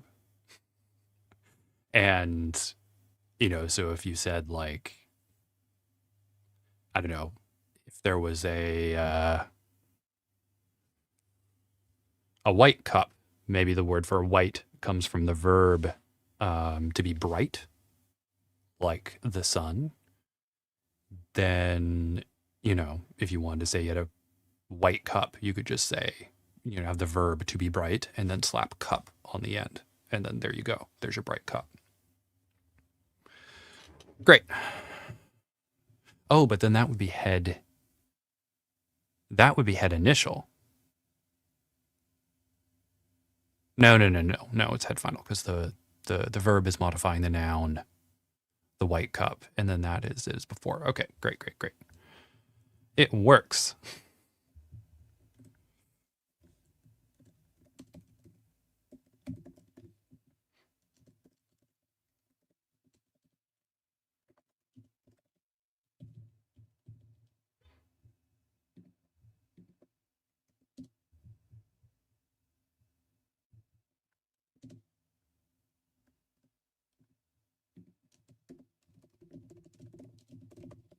All right, we're just going to derive everything from verbs and then just sort of slap it to the front.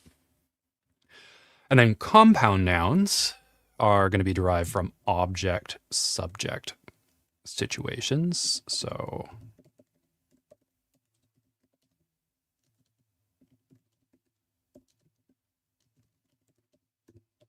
which would also be head final. Great. What are some other things we want to figure out about the language? I don't know why I dropped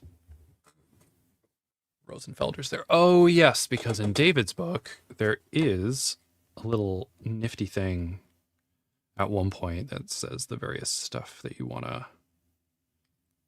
get through for syntax.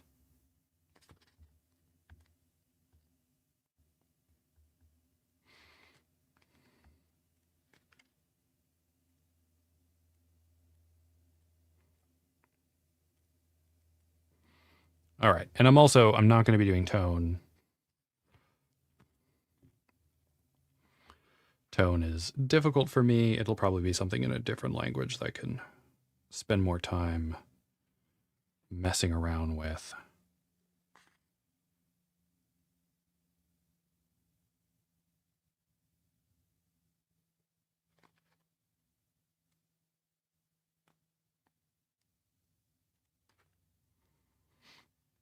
Oh, we want to figure out where numbers come.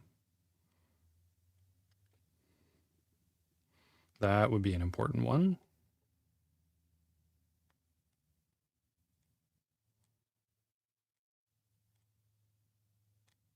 Yeah, let's do where numbers come from.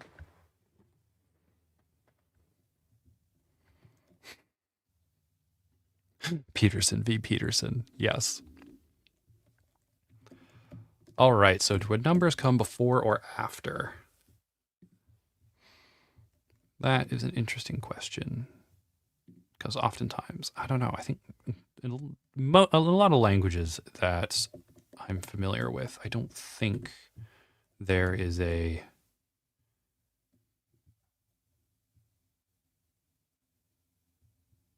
I don't know what the etymology is of one. I don't know if I've checked. Let me bring up Wiktionary one sec.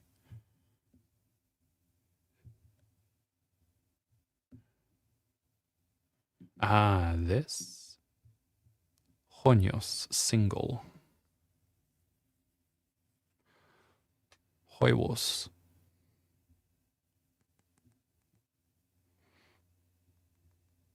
All right, let's check another language. See where that goes. The numeral 1 translations.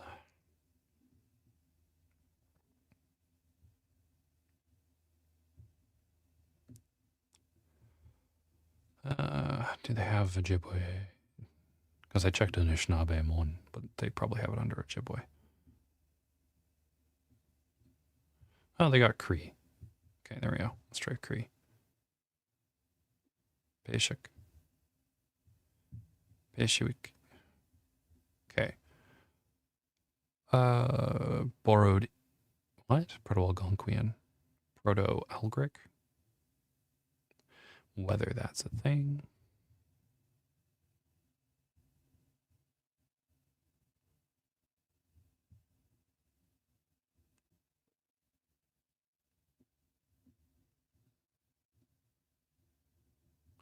Yeah, but we don't know. It probably just meant one already.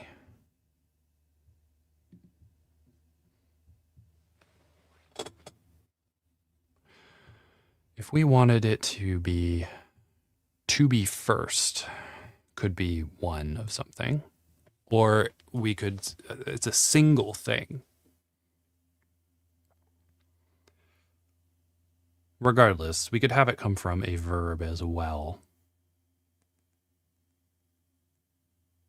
In that case, they would be, I mean, they're going to come from,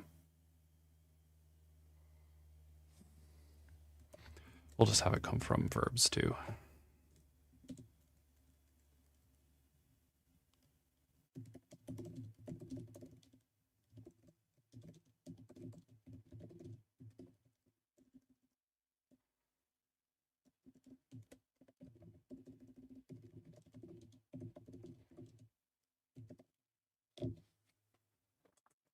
And that would be an ordinal, I guess, the ordinal number.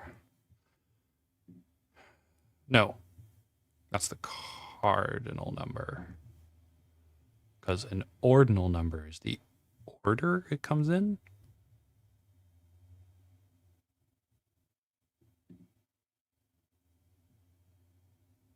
Yes, cardinal is 1, ordinal is first.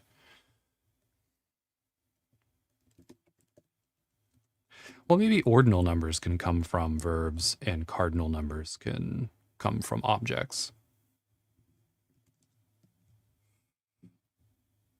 Well, that doesn't.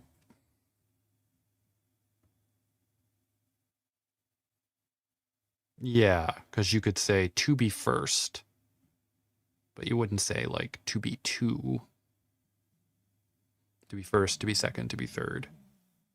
Well, maybe they started as nouns, 1, 2, 3, and then those got verbalized into the ordinals. Yeah, let's do that.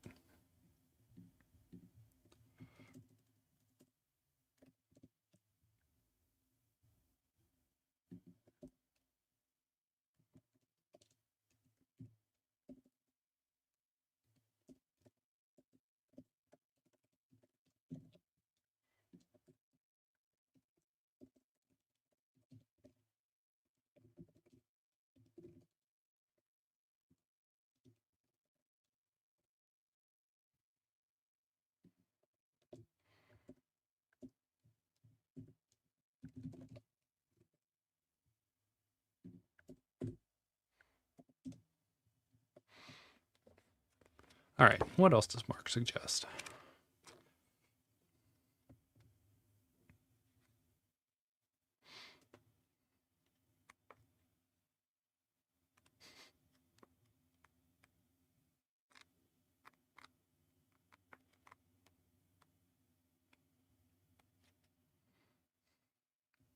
Numerals, adjectives. I chose prepositions. Subjects are coming after the verbs.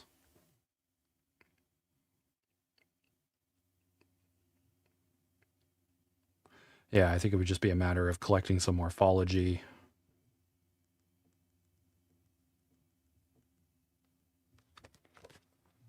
And also figuring out what kinds of names they use. Because if I'm going to be using this primarily to name cultures and stuff like that, have a little word list.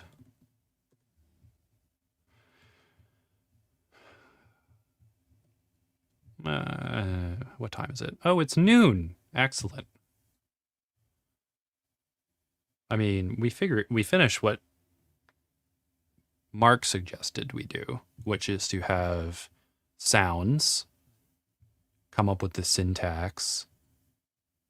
We did some extra stuff to kind of figure out some of the sounds that we'd like to have.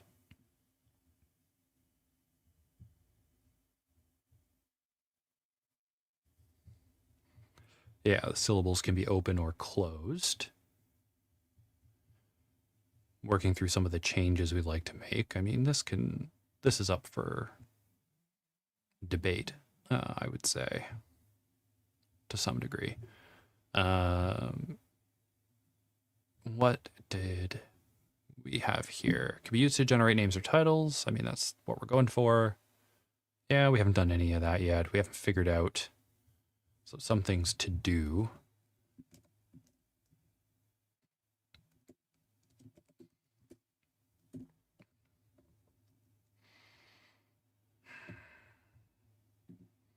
Want to figure out our imperatives.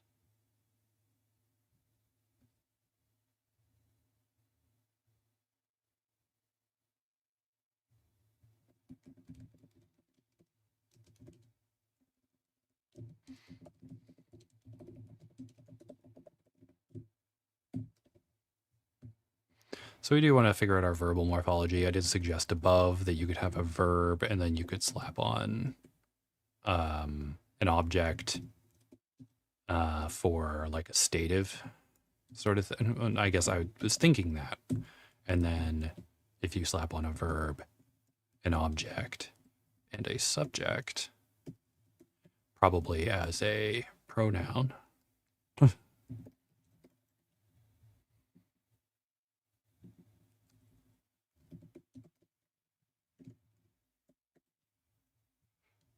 Then you could probably get you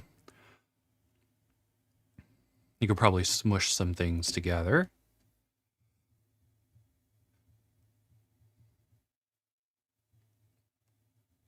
And that could also be used for the adjectival phrases that we're looking at.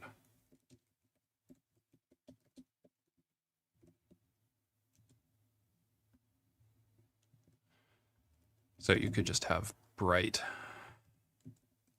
cup, and that would be sufficient, I suppose. That's where we kind of get this from.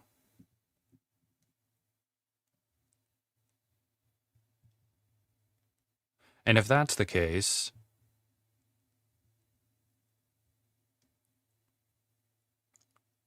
if you wanted to say, I am tall, and we're using the object for that, then the language would probably be ergative.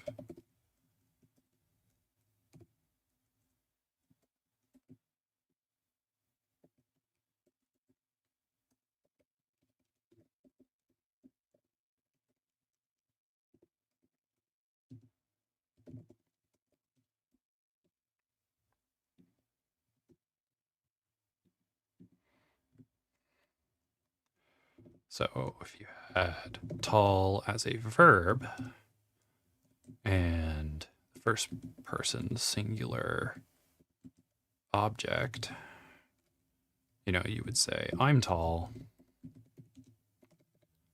but a direct translation would be tall as me.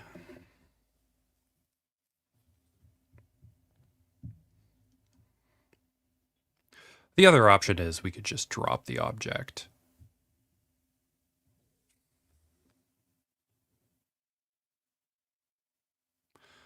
All right, so I want ergative constructions with non-humans and I guess a nominative construction.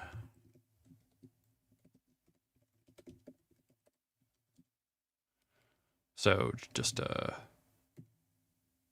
nominative construction for humans.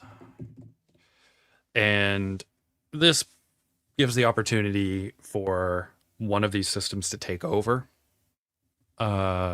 later. So, everything could become ergative later, everything could become nominative later. Some of them can keep this distinction. Maybe some of them keep it depending on the tense, especially if tenses do something funny. Because I could imagine if you said, like,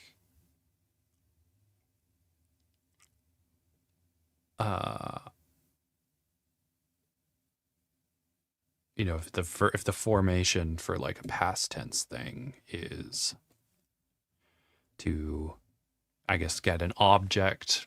If you get a noun and slap it on this end of the verb, and the noun is like tomorrow or yesterday or something like that, then that could take up that slot.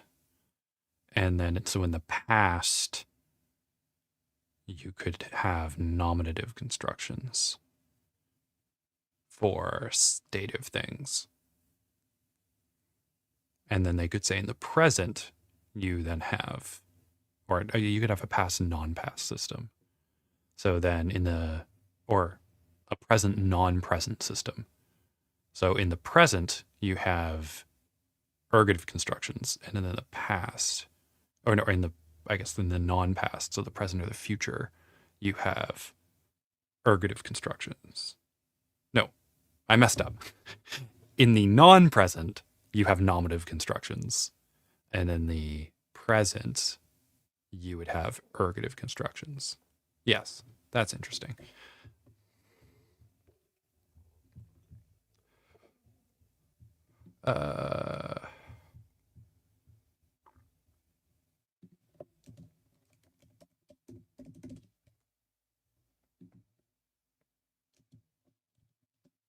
And they're probably, I don't know if they're going to be object classes for the infix.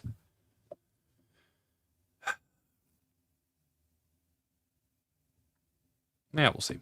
All right, so we do want to come up with some simple grammar just to figure some of these things out.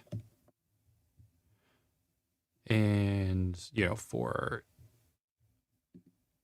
making commands and things like that.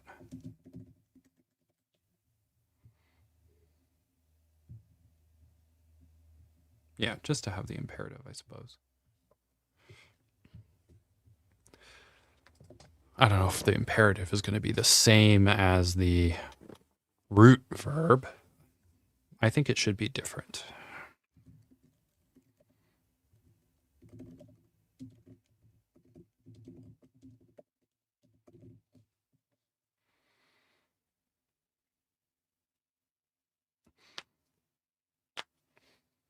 It would probably be it would probably have the same sort of construction as this stative here.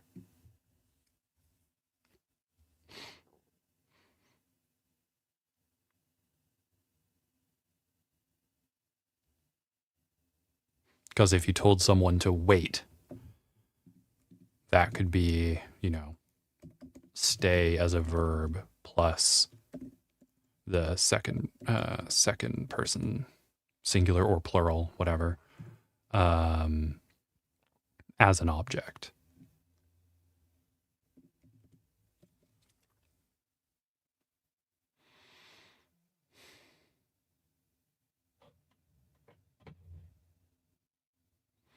So yeah, stay you would essentially be like wait or something.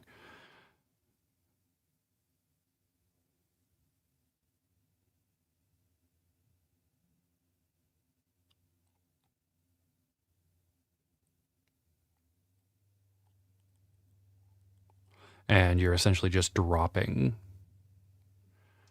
yourself. Like, I'm telling you to do something. You are, commanding or suggesting that they do something.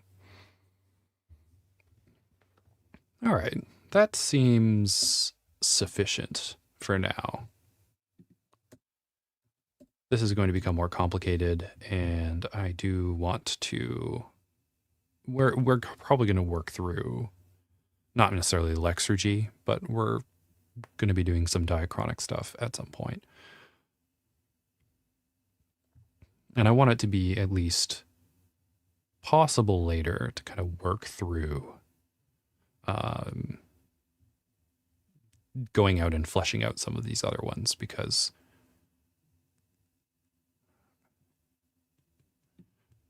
Northern AAZ is going to be where we're going to be getting words for different kinds of griffins and things like that, which are eventually going to make it into Arukia.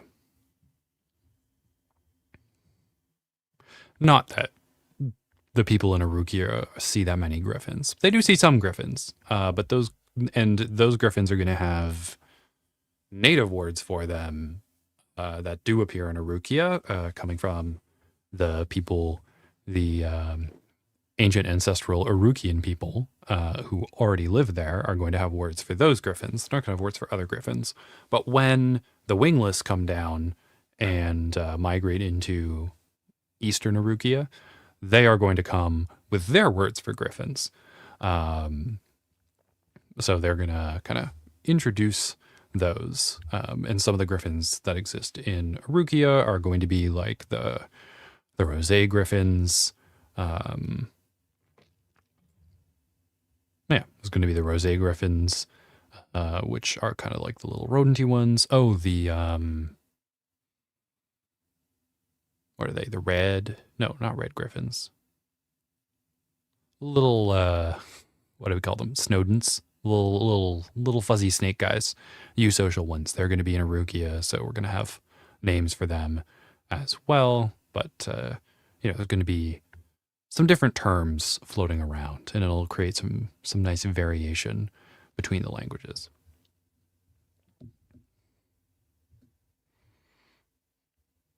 All right, so that's going to be it for Lands Unknown Live today. Bit of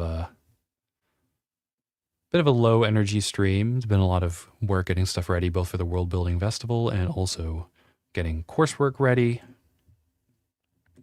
So thank you to everyone for bearing with me as we work through this.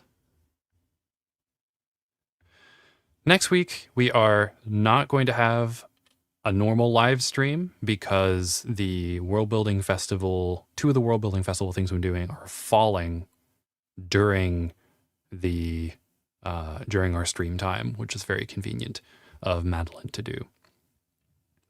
So we will be here and we will be doing things, but it's going to be World Building Festival things. You can follow it as a part of the World Building Festival, and it should be linking together, so you'll be led here naturally, or you can just tune in for me if you usually do that. I'm probably not going to be seeing the stuff earlier on Sunday or Saturday or Friday for that matter. I think the first one starts at, I don't know, like 5 a.m. my time for some of the days. And I am not going to be getting up to that. I'm going to be watching those at a later point in time. But you can do that stuff. And I look forward to seeing everyone, hopefully, on Friday for the World Building Festival streams. So with that, I'm going to wish everyone a happy Sunday, and I will see you next week on Lands Unknown Live.